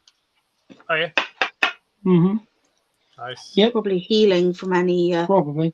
And I went and saw the guy that had the sail-fin lizard, the one yeah. that survived. Yeah, he's just doing really, really, really well now, and it's really tame. Can pick it up and everything. Thanks, Natalie. But yeah, it's doing really, really well, which is nice. Why are baby jumping spiders so damn cute? Probably put on some weight as well, I'd imagine. I would hope so. He said he spent about like 800 quid on vet bills for it. Oof. Yeah. Then he said to me, "Did you box them up?" And I was like, "No, I didn't box them up." He went, "Yeah, that's probably what killed them." I disagree. Terry would find out as soon as it needed feeding. What's that? In fact, I might sneak one to yours when I come over next. Piss off! I want them corn snakes. Yeah, Do you know what? I had a blood red corn snake. I had a blood red corn snake given to me, and it was absolutely stunning. And I really wanted to keep it. And then Ellie came and she looked at it. She went, "Oh, look how cute he is." I was like, "Just take it home. I've got enough corn snakes. I don't want any more." Yeah, she's still got that one. She's got all of them actually. I got to play with Lewis's Tegu yesterday. Now, Lewis's Tegu that was sexed as female, we're 99.9% sure is male. And my one that we thought was male, I'm definitely sure is female. Right. Because they're roughly the same age, right? Lewis's one has started to develop jowls, Ours hasn't. and mine hasn't. So, but Lewis's might not be gels. Lewis's might be rolls of fat because he's a podgy little shit.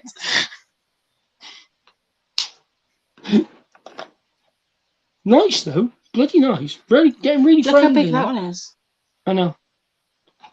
Some of these are massive. We'll call him Mark. Well, I'm just kind of hoping that enough of these are ready to go. I was hoping my Tegu would be male. Because I've got a whole nother load that I've got to separate soon, and I'm going to need to... What's the size difference for a female? Phil? It is quite noticeable, isn't it? Yeah, males are quite a lot bigger. I mean, I'm not bothered.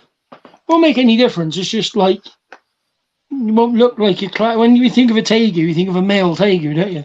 You don't tend to think of a female Tegu. The advantage is, if I know mine's female, probably easier to find a male. If I ever wanted to have a go at breeding them, which I probably won't. Why would it be easier to find a male? And normally they're always bloody male. Yeah, aren't they, Phil? There's normally a lot more males than females, isn't there? Or is it like the Sulcata tortoise saga? I've only ever every taker I've ever had has always been a female, not by choice. Just every single one I've ended up with has been a female. Often. Oh. Because normally when you see them on like pre-loved and things like, they're always bloody male.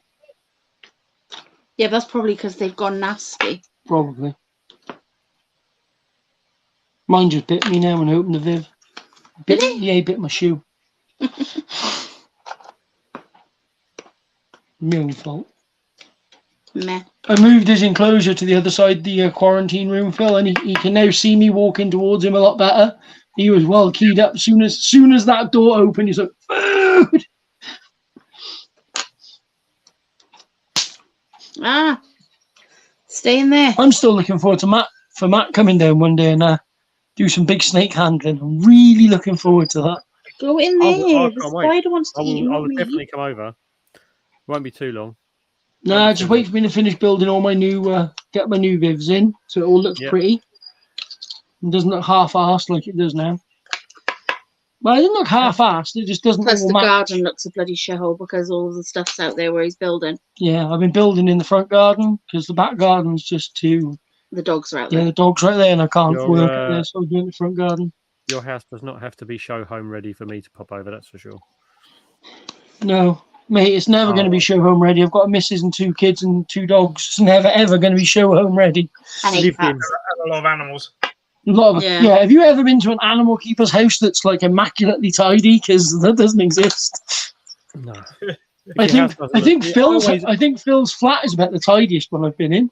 I'm normally suspicious what I of do, people too. who have show home ready houses. I'm quite suspicious of them because it's like, what goes on here that you feel you have to? It's almost like they give you Dexter vibes. Yeah. Why does your house smell of bleach? Why have you got such a freshly laid patio? Look at that little jumping spider numbing a fly.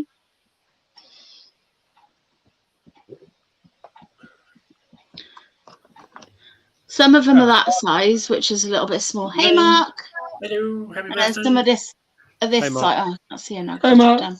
So that's the size I'll sell them at, but some of them aren't that size yet. They're a bit smaller.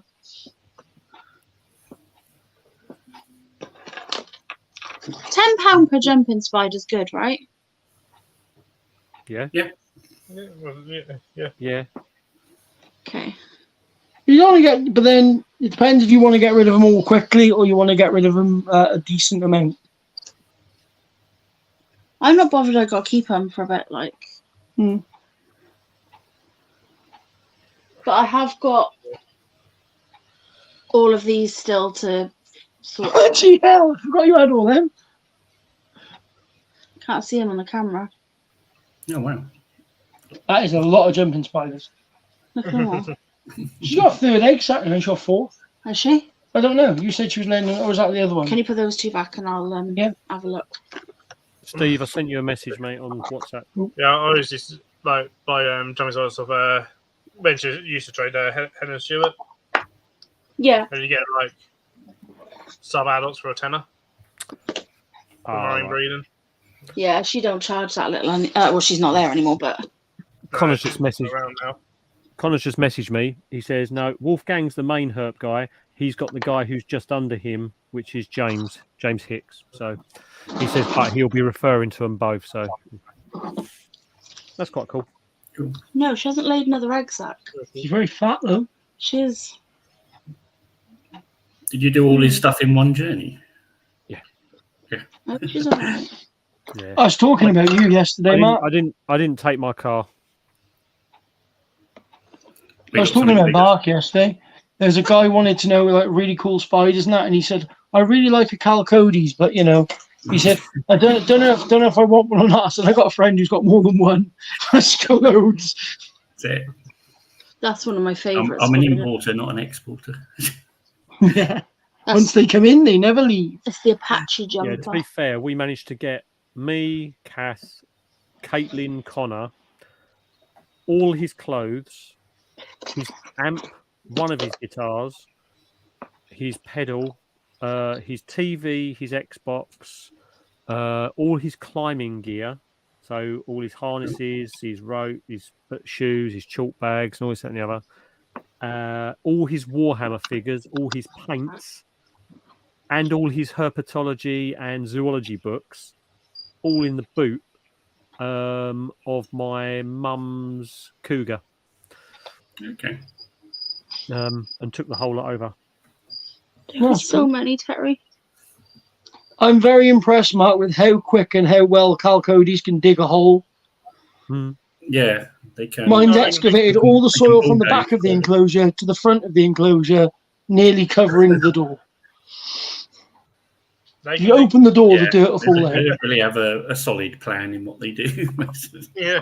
It's quite funny. I picked it up the other day and I was like, how the hell am I going to feed you? Where does all this soil come from? I've just had the one. I've got two in the bedroom at the moment, and one was just rock climbing on the roof of the Exoterra. So I was a bit worried about that. I was going to start trying to handle it, but I put my hand in there the other day, and she was like, I was like, yeah, I'm not picking you up just yet. You're not ready to do it.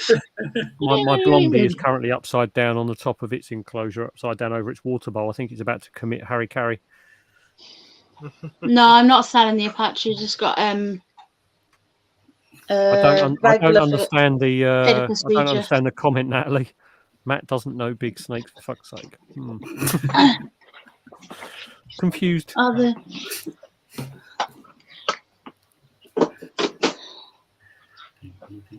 There's a few up on a pound yesterday. I think the Flagstaff's doing okay. Yeah, Flagstaff's doing okay. I'm not sure the Paysoni. Let's dig a second hole now. Check on it. No way. She's dug a second hole. Oh, for God's sake. She's pulled all the dirt out of, behind her hide, pulled it all out the front and made a mound, then dug under the hide, made a second tunnel coming up, so she literally has to go out over the top or down underneath that. Yeah, but they don't link. They're two separate tunnels. It's called a perpetual motion enclosure.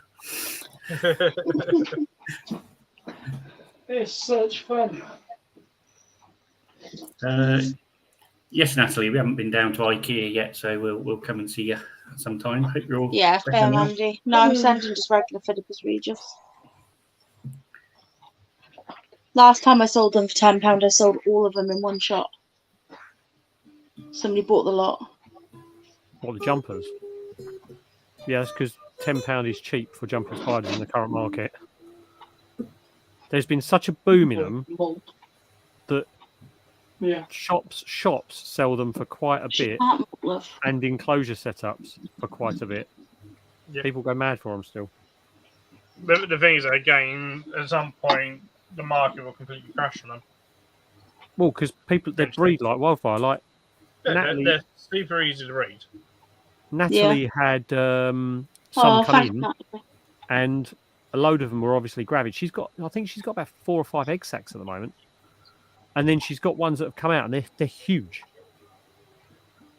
Terry, is she all right? We're going I used to breed. That was the only type of jumping spider you could get back then. It was the only one that you could get. And I was breeding them, and I would struggle to sell them at a £5 each. She's going to lay an oof. Really? Yeah. And leave her alone. At the size that they're being sold at £15 at most shows, I would have them at that size for a £5 each, and I would struggle to sell them. This is going back a way, though. People weren't interested. No one was interested in jumping spiders back then. No, at all. Mm-hmm. See, you're a trendsetter, Phil. You're ahead of your time. You got into it. I think Spider Shop was one of the first to start bringing them over. And at one point, they were literally doing. Do you think she might be about to lay an Uthia? Possibly. They were doing adult females at You can't hold it up. Really? Yeah. Wow. It's alright. I was just helping you with your abdomen, so it's not. That's crazy.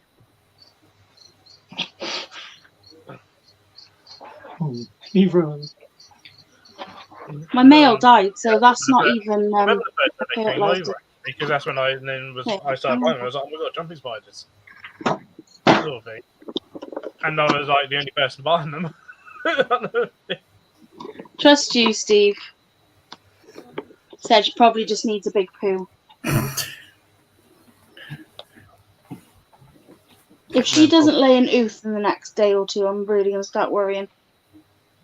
But yeah, no, it's definitely, I mean, the jumping spider popularity certainly come a lot from TikTok. Yeah. There's an awful lot of jumping spider content on there at the moment being pushed. There's a lady who's just lost one of hers. She's had this beautiful jumping spider. She's done like lots of videos with her just walking around and stuff, and it's just sitting on her shoulder and she's doing stuff around her house and stuff, called Rose, and it's just passed after 2 years. And the video she put together of the whole life of this little tiny jumping spider from when she got it to when it just before it passed away, it's gone absolutely crazy on there. Absolutely crazy. I can watch, I'd cry. Yeah, it's quite a sad video. It really is. It's almost like the same level as sort of like spoon into the stomach job as when Peanut passed. Yeah, poor old Peanut. It's really sad though. Like you get all these animals and you fall in love with them. Yeah, they're not for everyone, Harry, but you can't deny that they are cool. I love my jumping spiders.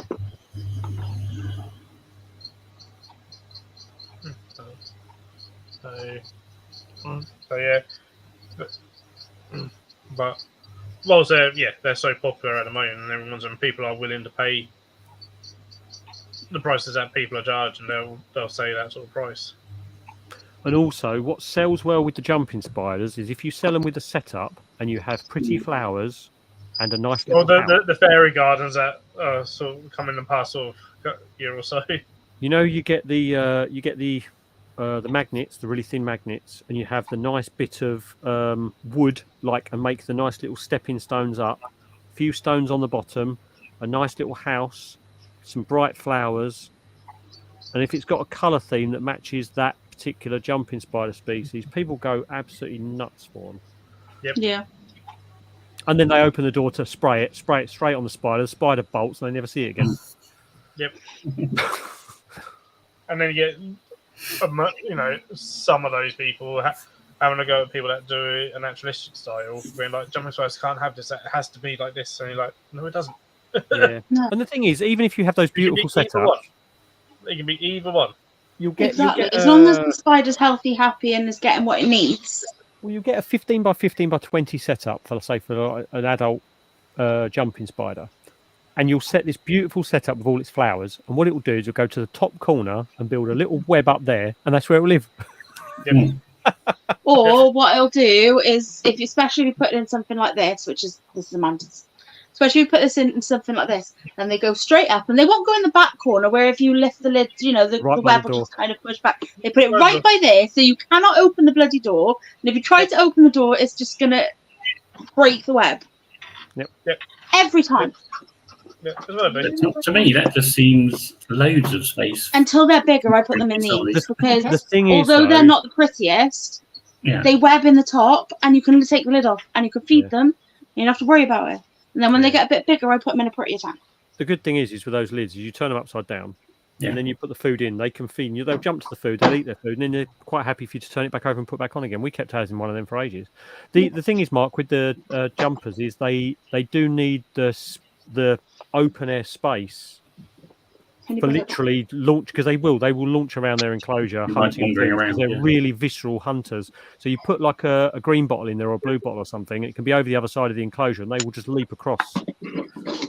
They do like a bit of a, well, I suppose they live up to their name, really. They like to jump. Yeah.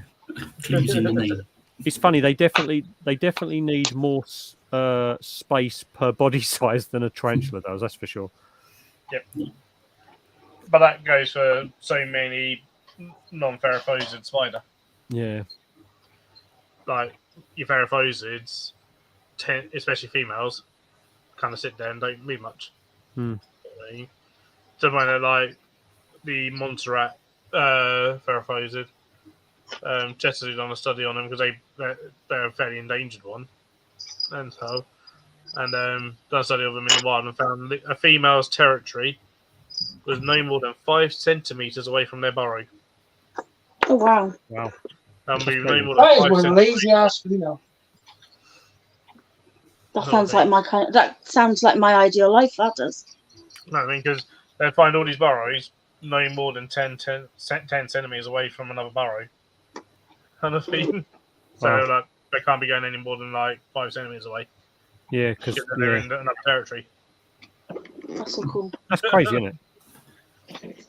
How much space do like things like wolf spiders want in the end? See that on whole, more for their size, more space, size for size, than any kind of ferroposid, because they're more active hunters. Yeah.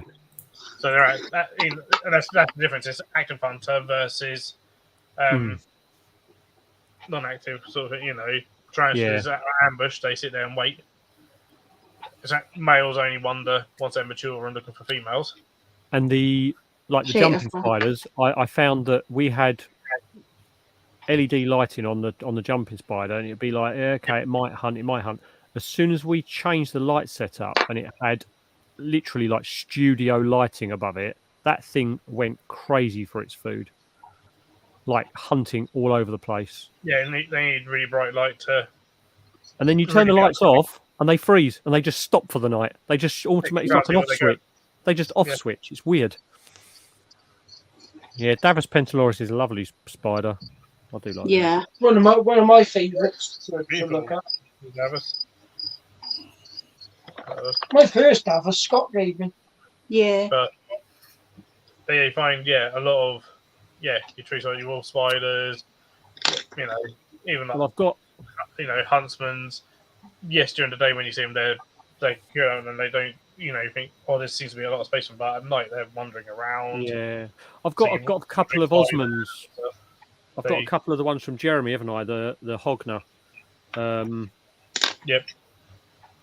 From for Osmond. So I was just wondering. I mean, they're going to be all right until he collects them. It's just that one of them's molted, but they are definitely they definitely know where the gap is in the lid as soon as you start to open it. Oh yeah. Yep. Yeah, they know what they're doing. But yes, they're all doing okay. These ants are so funny. I chuck a couple of dead flies in for them. They're all going mental hunting. See them flying around? Something's in our home. Attack! How are your ants? That's literally what How are your ants doing, Phil? They're doing fine. They're cool, those ants you got. I think they're awesome. Yeah, they're all fine still, Osmond, at the moment. Yeah, look, give you. My problem is I could sit and watch these for hours and then I'll just get lost in just watching what they're doing. You just sitting like, oh. Better than TV. Because they're doing stuff. That's why leafcutter ants are such a popular display. Yeah. The inverts, because they're always doing stuff. They're busy. They're my favourite. I do love a leafcutter ant. I've got to say. But I'm looking forward to when my Venator, get even more active than what they are now. You had any growth in your colony, Phil? Yeah, there's lots of larvae and then lots of cocoons and stuff. So yeah, I got lots of cocoons in here. Some Melasius flavius or flavus. I've got to give one to Louis. I think this one might be knackered. Oh no, they've got brood. It's just they've shoved it into the little buggers. actually, I thought they didn't have any brood. They have. They've shoved it all inside the cotton wool. Cotton wool. No, they actually had ants and IHS for the first time ever. You what? Sorry. What, the IHS? Yep, first time ever they had ants there. Oh wow! I thought you went in there to sell inverts. You are allowed to have liver. You inspire Yeah, shop there always was inverted people's there. or the sumi. Why don't we know? They're just funny about people selling inverts. There you go. Something you don't get very often, Leah. Double fill. Double fill. Oh God. Oh, Leah'd love a double fill. Fill sandwich. Don't tell everyone my secrets, Terry. It's not a Oh, secret. dear. We all It's know. hardly a secret. We all know. I'm But- saying nothing.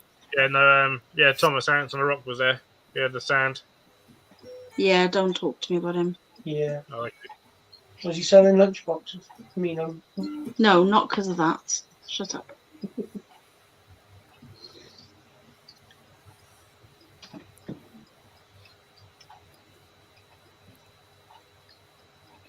I'm taking out their little dead pile thingy, but I'm trying to see if this one's actually. This one doesn't look like it's got any brood. It did have. So I just washed that one. that had mould in before, the Neo Rep. Oh, that's What? nice. Which one's he saying then? I don't remember buying that species. Which one, Osman? The last one, I think, with the red abdomen. Oh, was it the fill? Or the fill. Oh, could be the fill. you want a hell of a big enclosure for one of them. The It's pre-mold. there's a, Not going to shed its company. beard.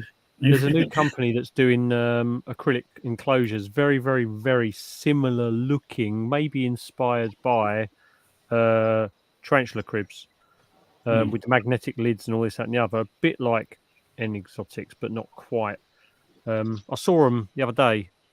They look all right. I think they're going to be probably priced a little bit too high for most people, I think. They look good, though. Can't remember the name of them. But I did actually see one of the samples like in hand to sort of hold it and have a play with it. I got 4 ant colonies to sell at the show.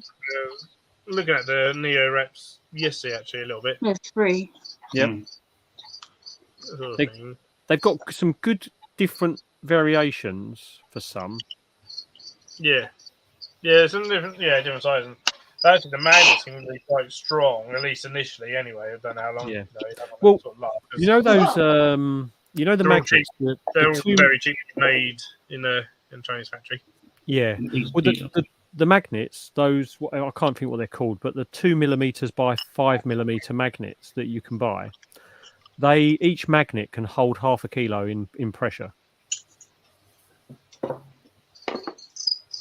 They're really, really strong. Yeah, that's still got. Let's see here, but it's still got a little bit of a gap. Yeah. But it's better than the previous design. So they've gone for this thinner lid.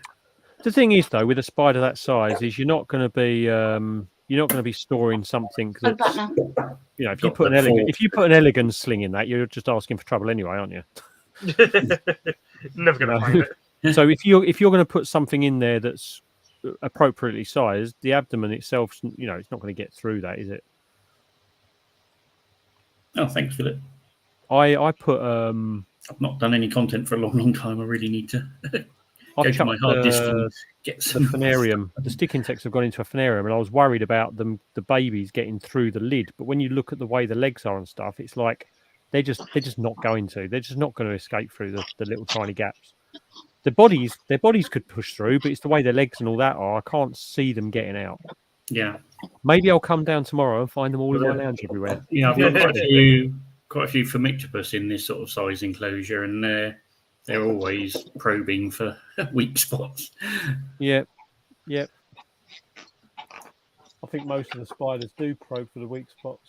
My Nandus love a fang, like through a hole. I was woken the other morning by an E. marinus, the skeleton, was the 2 little holes had put on the side of a deli pot, and it was clacking its fangs in the. I saw. I witnessed the sale of a breeding pair, mature male and a ready female, of those on Saturday. They looked in excellent condition. So I'm hoping the guy who's taken them had some success with the pairings of them. That's for sure. The little AJ, he's 14, I think he is now. and he's already had a few successful Panther Beaters ones. So he's pretty good for his age. See you later, Steve. No, Steve. Yeah, I'm probably Nice, right. Steve.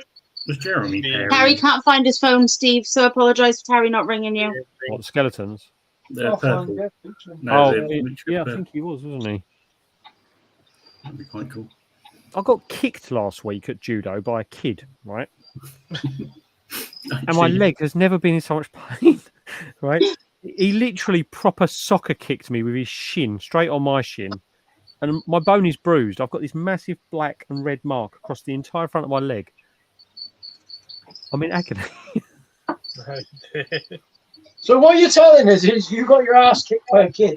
No. Trust me. He kicked my leg and I just took his feet from underneath him. He didn't end well for him. It's not your accelerator foot pedal, is it? This is your excuse for going 25. No, I took my mum's Cougar. It's an automatic, so I didn't have to use my left leg. Oh. I went lazy driving. Yeah. It was good though. It was a really nice car to drive, actually. One more Really chew. nice car. It doesn't have cruise control, but it has a speed limiter. So I set that to an appropriate speed so that I didn't get flashed the entire way. Mine's got both. Yeah, this one didn't have cruise control, weirdly, but I don't know how to set the speed limiter up on mine. It's really confusing. Me and Leah spent an hour and a half today trying to get the in-car Wi-Fi to work, right? It's got Wi-Fi built into the car, Wi-Fi right? in the car. Built into the computer system. Spent an hour and a half working it all out, downloading different apps, and you've got to pair the two keys so that it knows you're the main user, and put the VIN number into the car. You go through all that shit, and it says, yeah, you can have in-car Wi-Fi. You got to pay a tenner a You've month. got to pay a tenner a month. yeah. Well, BMW were actively promoting and trialing, not in the UK, but they were trialing abroad, and they were looking to roll it out across everything. Every Callum. single car, Hey, every single Callum. BMW on the market was going to have all the mod cons on them, everything you wanted. But then what you had to do was everything was locked, and you had to subscribe to various things every month to have these various things unlocked. Like you could subscribe to the air conditioning so that the air conditioning was available on your car, or you had to subscribe to the heated seats, and then that would be unlocked on your car, and all this. And it was all individually priced, and it was going to be a subscription-based service you were having to pay, but your car had every single facility they offer as standard, because it meant production of the cars would be cheaper because they wouldn't have to customize them all, but you wouldn't have the ability to use most of the functions unless you subscribed. So you pay like 80 grand for like an X3, and then you have to pay like 150 quid a month just to use all the stuff you paid 80 grand for. It's a bit like having that Ferrari they built. We won't be going much longer anyway. It's a bit like that Ferrari they built that you can use for track day, but you can only use it on Ferrari tracks, and they deliver it to the track for you to drive it. It's 2 million quid. I spent 2 million quid. I want to take it home with me. Talking about expensive sports cars, have you seen the video that went viral with the woman screaming "Gary, Gary, Gary" as the guy put his £8 million Zonda into the side of the tunnel wall? No? And she's going, "Gary, oh my God, is he dead? Gary, slow down! Don't stop! There's cars behind us!" And all this. It's it's really funny video. Well, that was actually in the tunnel, the second tunnel when you're going towards Bangor. So as we're approaching it on Sunday morning, I'm like, Gary, slow down. And Connor was in hysterics because he's obviously seen the video. You have to watch the video for it to make funny. But yeah, guy put his Zonda into the wall in the tunnel. It's only a 50-mile-an-hour zone. Like, he just lost the back end of it because he tried to accelerate and make a nice loud noise. Oh, God. Oops. You only do it when... What did you do, Harry? Oh, God. Oh, one more to do. Yeah, get a Kia. That's why I'm quiet in pretty much every single group, because I'd probably get banned from most of them. Yeah, some people aren't allowed opinions, Phil. You know that.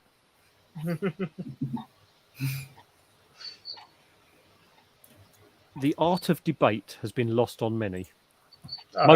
Most of those many are admins on various groups. Yes.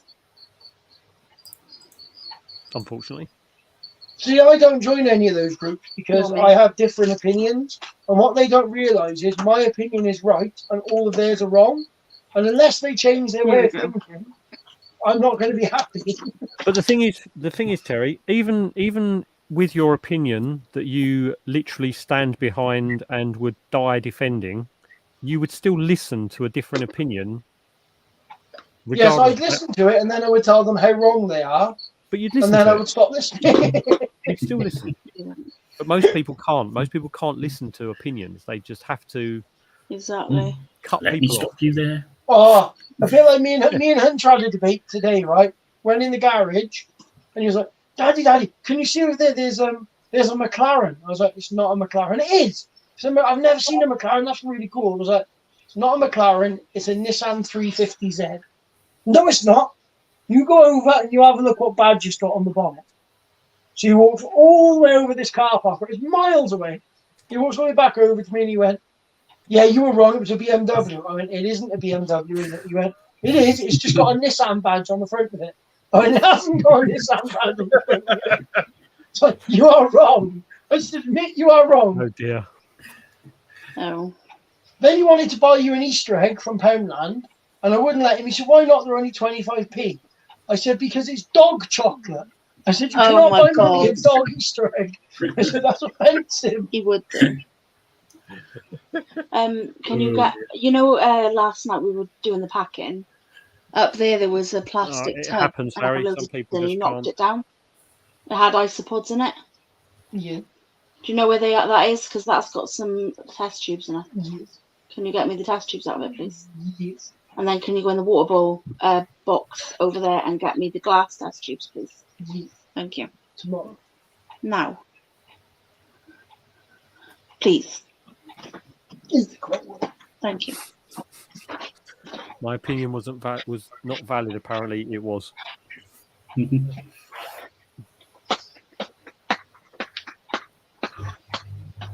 that happens. Harry, come back to me and moan about your opinion not being valid when you're a woman. Oh, Don't don't know. bring gender into it, Jesus. Oh, I am bringing gender into it. Hold on, Harry. Don't do that. Don't do that. That will be a painful and torturous experience. I would advise you not to. Mute me, Phil. Women to be seen and not heard.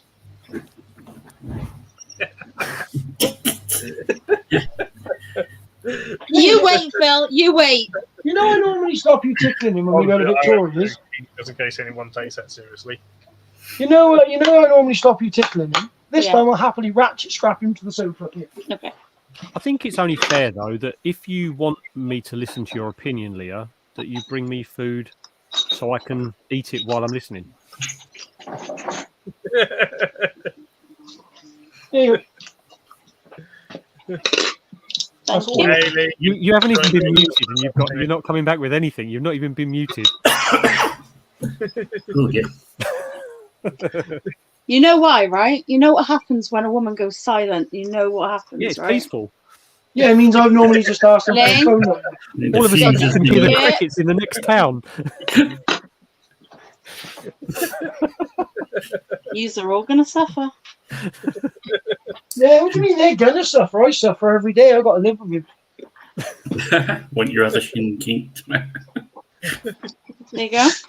When we said to death was part, I didn't realise that was my goal. Thanks, Mandy. Hey, Ling.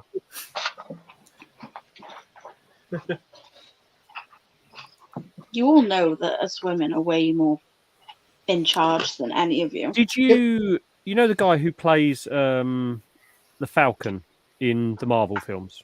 yes. Right. He was on a chat show, and they were talking about this. They were debating male and female roles. And Exactly, Susan. this woman was saying, like, I cannot stand the phrase make me a sandwich, right? And he was saying, but the thing is, he says, if someone is giving you crap and approaching you and you don't want their advances, you're going to expect me as your other half to step in and be like, hold on a second, and protect you a little bit. And if you do this and you do that, and if I'm getting to the car and it's raining, you want me to put a coat over you or an umbrella and then open the door for you and all this. And she's going, yeah. And he says, well, then make me a sandwich because I do a lot of other things for you. And it's sort of like you can get the argument that he was making, whether you agree with it or not.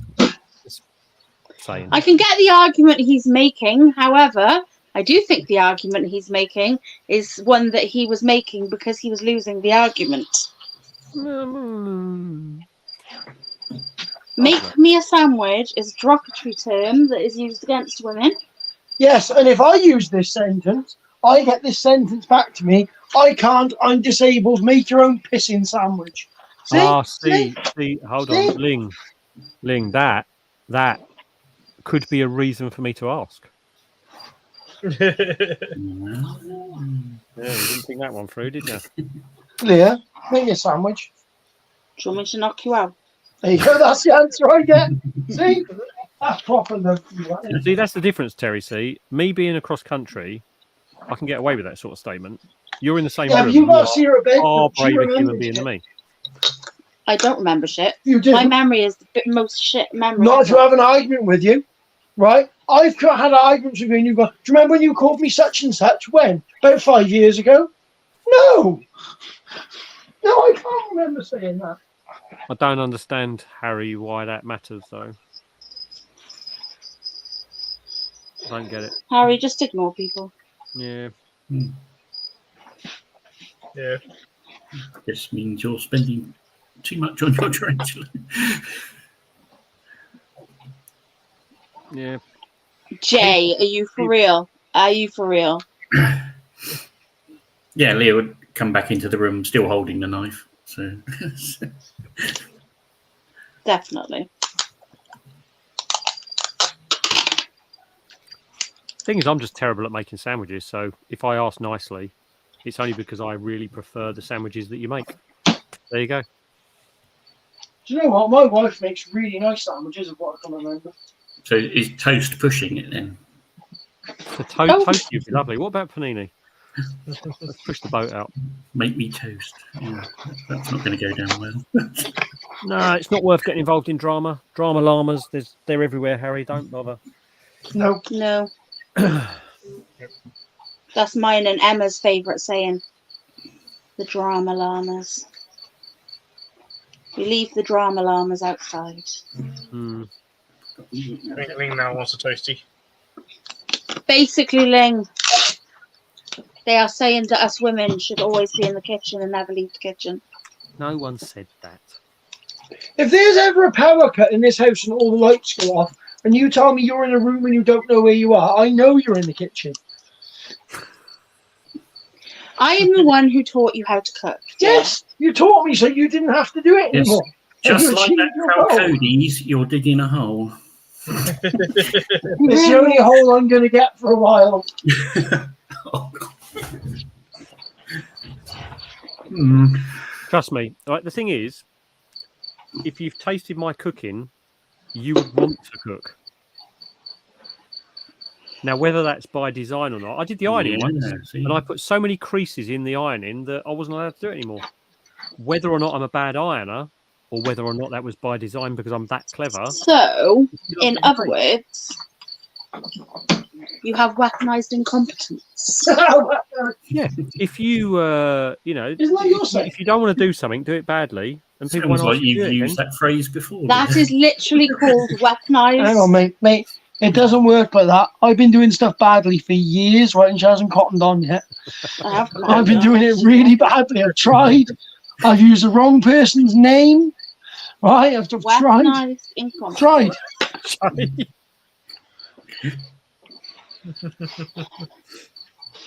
How much longer do you think he's going to dig his hole? Jay. Did you see Jay's comment?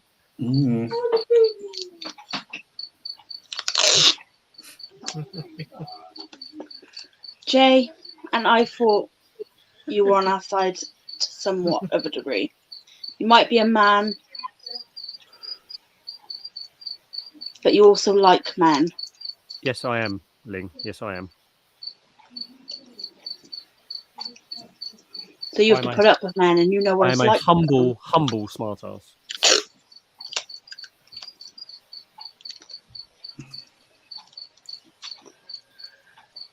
Why is rehousing ants a pain in the ass? What are you doing? Trying to sellotape each individual one? or something? Individually. I'm sellotaping the two tubes together because I need them to move out of that side into that side because the water's gone pink. I'm currently sat with a sore Look, hammer's one files. Name it. Don't make me get my flow torches out. What are you making, Mandy?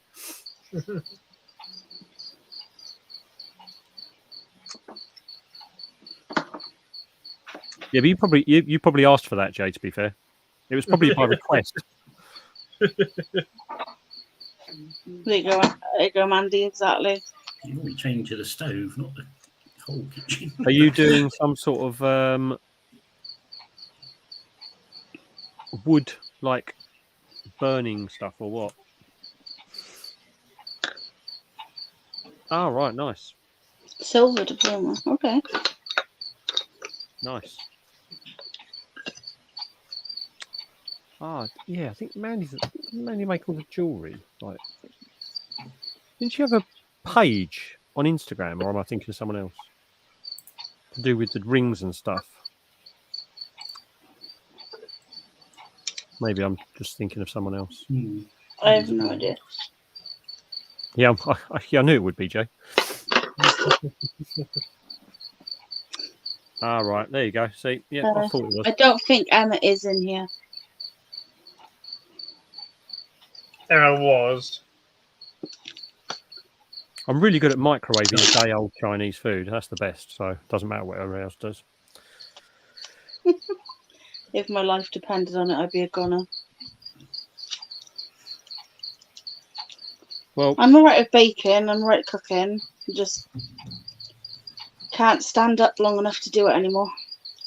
yeah, I couldn't believe Connor tonight. He's cooked sausages, chucked them in a pasta bake, and made enough, and actually let the other half of it cool down. Chucked it in a bag, put it in his freezer drawer. So like, No. What, he froze it and everything? he's proper meal prepped. So he's like, here it was like you put crumpets in a toaster and the house had burned down.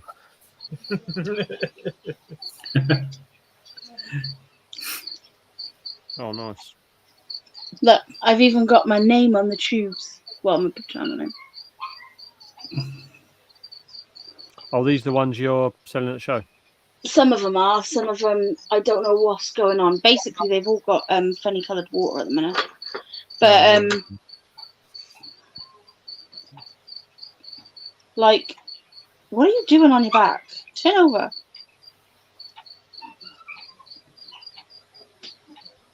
Yeah, so some of them are alright, some of them are a bit air. But like these ones, these are like nearly ready for an out. Like they'll be nearly ready for an outworld soon because they've got a lot of brood.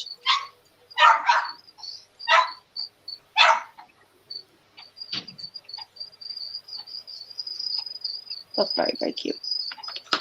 And then, oh yeah.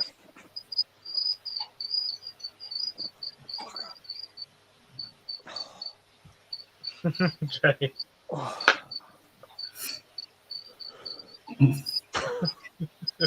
fair, Jay, fair. Oh, how can you not love Jay? Is that an actual question? No, just a statement of fact. I think anyone who doesn't like Jay is just wrong. Jay's nice. He's a great guy. Absolutely. Really fun to talk to as well.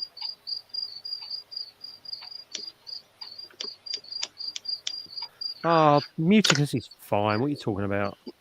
Oh, actually, I was talking to Ling about this the other day. I was saying, was she around when I rehoused the P Muticus on whose live was it? Was it Mark's live? Do you remember when I'd left the enclosure lid and it half got out while I wasn't in the room? Yeah. You don't remember the one where it was on the desk? I remember, I just can't remember whose live it was. Yeah. I hadn't put the lid on, and this Muticus decided to have a run. Yeah, they're amazing spiders. They're beautiful. And feisty as well.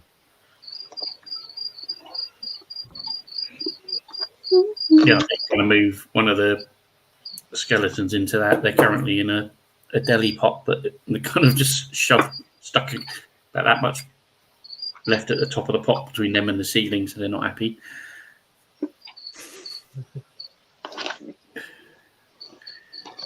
I can send you a video, Matt. Oh, just watched it. They're amazing. Oh dear.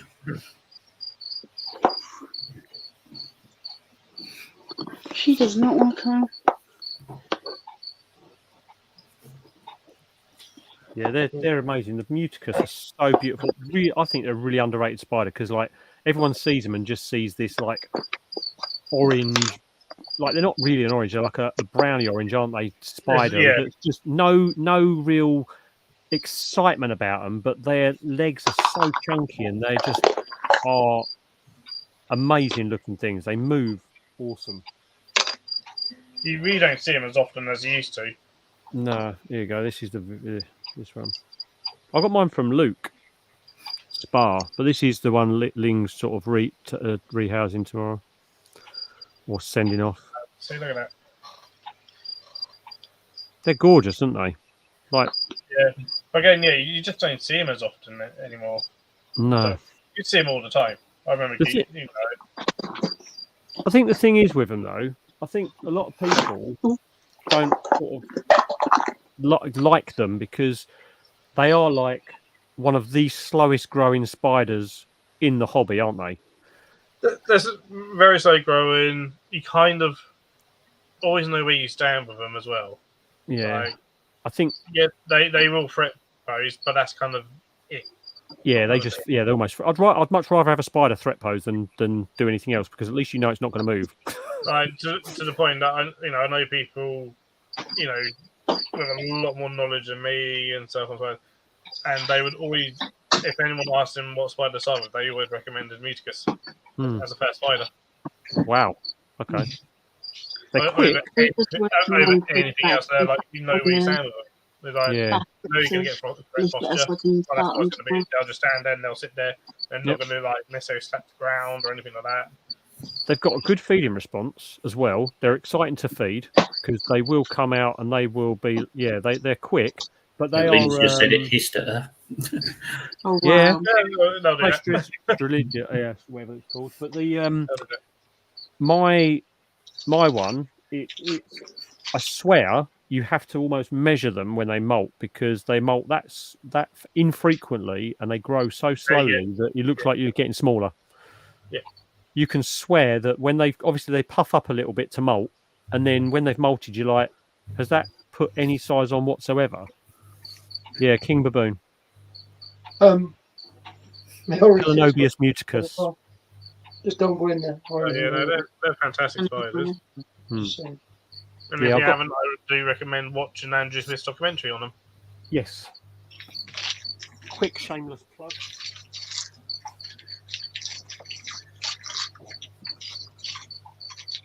Male Neoholothallienses compared to the females is mental. It's a really good documentary actually, and you get to see him dressed up as a African safari man. All about the it was the history of the railroads, wasn't it, that he goes through? Yeah, and the lines of Savo and stuff as well. And that's what I like very... about documentaries. It goes really in depth. Any more photos in there? I mean that documentary, the first DVD is 176 minutes. The second DVD is 64 minutes. That's a lot of footage. Yeah, amazing. Yeah, if anybody's speaking to Luke or Scott or Trond, can you tell them to get their photos over to me? Luke's replied to you. Said he's doing this tomorrow. He said he was doing it yesterday. No, he said he's doing it tomorrow. It's been a mad weekend with IHS. He wouldn't be able to do it yesterday. He was at IHS. He could have done it. There's just been a lot of people watching him while he's Where lying did Luke there go yesterday, did he? with his butt out on his table. Ooh, Actually, nice that would have been a good photo. I am biased, but I think mine and Phil's is going to It's the best. knock the socks off people. Yeah. I bet they were busy at the IHS, weren't they, Phil? Yeah, I think it's Hisocrates Hercules. I think. Yeah, whether that actually exists That looks properly or different. not now, don't know. There's a lot of debate on that one, isn't it? The Hercules. It's a species by Andrew Smith reckons that in Nigeria there is a spider that is the largest tarantula in the world, and it is bigger than the Paraphoses. I'm talking about Wednesday. I talk on Pokies by him, and he started off with like, we shouldn't talk about Pokies without mentioning some of the beautiful African spiders first, like H-Max, which he said is in his opinion are more beautiful than Pokies. So, and then you got in Nigeria, you got the largest tarantula in the world, and everyone went, "What?" So like we'll never be able to confirm it because the type location for it is all run by Boko Haram. So you're never going to get the insurance to go out there to search for a spider. No, people were That is trying not where to he was say. supposed to go. You're right. I wonder. People were trying to say with the Hercules, I think, from what I read a while ago, I've just gone and looked it back up again. I think the hoo-ha that I read about was the fact people were saying, it was in the hobby and it never has been in the hobby because you can't get there. And they were actually just selling Gigas as Hercules, as slings Never almost. been in the hobby. Never been in captivity. As far as Andrew Smith's aware, it's never been in captivity. No. If anyone would know, he would know, wouldn't he? Before he knew about the spider, he actually did drive through the type location for it, like when he was like 20 years old or whatever, and didn't know about the spider there. This is the thing, though, because it was described a long, long time ago before the destabilisation, effectively, of the region, wasn't it? I'm gonna do what I do with my Pokemon stuff. So it's one that we may never know. May never know if it is or isn't or whatever. So that's why technically, still officially, Paraphoses are the biggest. What's that there? So maybe one day we'll know. Maybe we'll never know. Some water in the bowl. But no, I'm looking forward to the new one coming out. Will be end of the year / beginning of next year. I'll give them like 3 or 4 days. That's going to be a good documentary. Well, it's like 3, isn't it? It's 3 documentaries now. Yeah, because it was going to be, it was the Avic and it was going to be the Paraphoses, and now he's added the skeletons, hasn't he? Yeah. Is it skeletons? Yeah. It was someone else, because it was like going to be kind of in one of those, and there's like, we'll just do it as a separate one. With it. Yeah, because they've got so much footage, and he was saying that they're now doing the voiceover bit and the story part at the moment. They've done all the film. They've got so much footage; it's ridiculous. The Avic part's going to be amazing. Well, the way they do it, they literally all the filming gets them way before they even do the Kickstarter. They literally get all the film and they're back, and then they do the Kickstarter. To do all the editing and all that lot, and try and recoup some money from going out there and stuff. Yeah.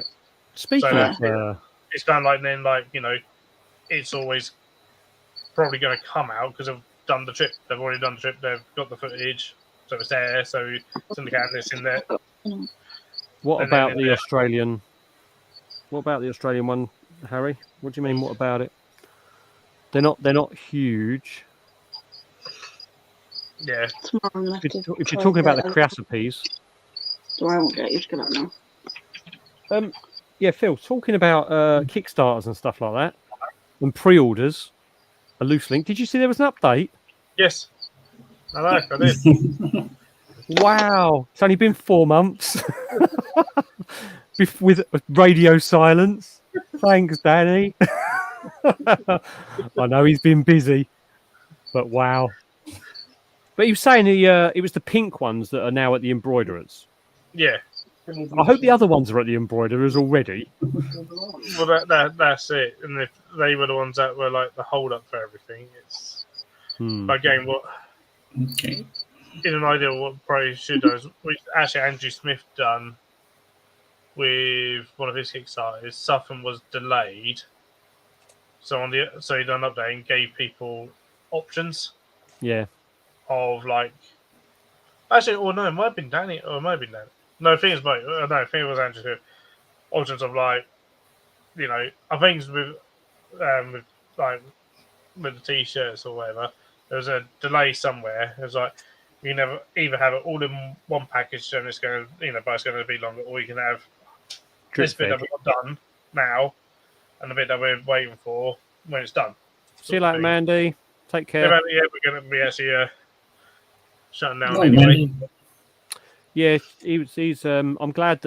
I'm glad he's made an update, and I know that he was saying the reason he hasn't made an update is because there was nothing to update people with. But people like comms. Yeah. Well, It there's is a few people still here. Can I just say that if anybody has pre-orders for Bedford, for Leaf Litter, Whitewood, all that kind of stuff, let me know. Yes, please. I'll have some leaf litter. I've got some lovely I've black. got loads of Leaf Litter. I've got some lovely black beauty stick insects. Phil, do you want some? No thanks. You sure? Yep. I might just wait till Saturday and turn up with an enclosure with 100 in and just put them in his flat and go, there you go, Phil. Have some of that. See if you like it. They'll be straight at the show being sold.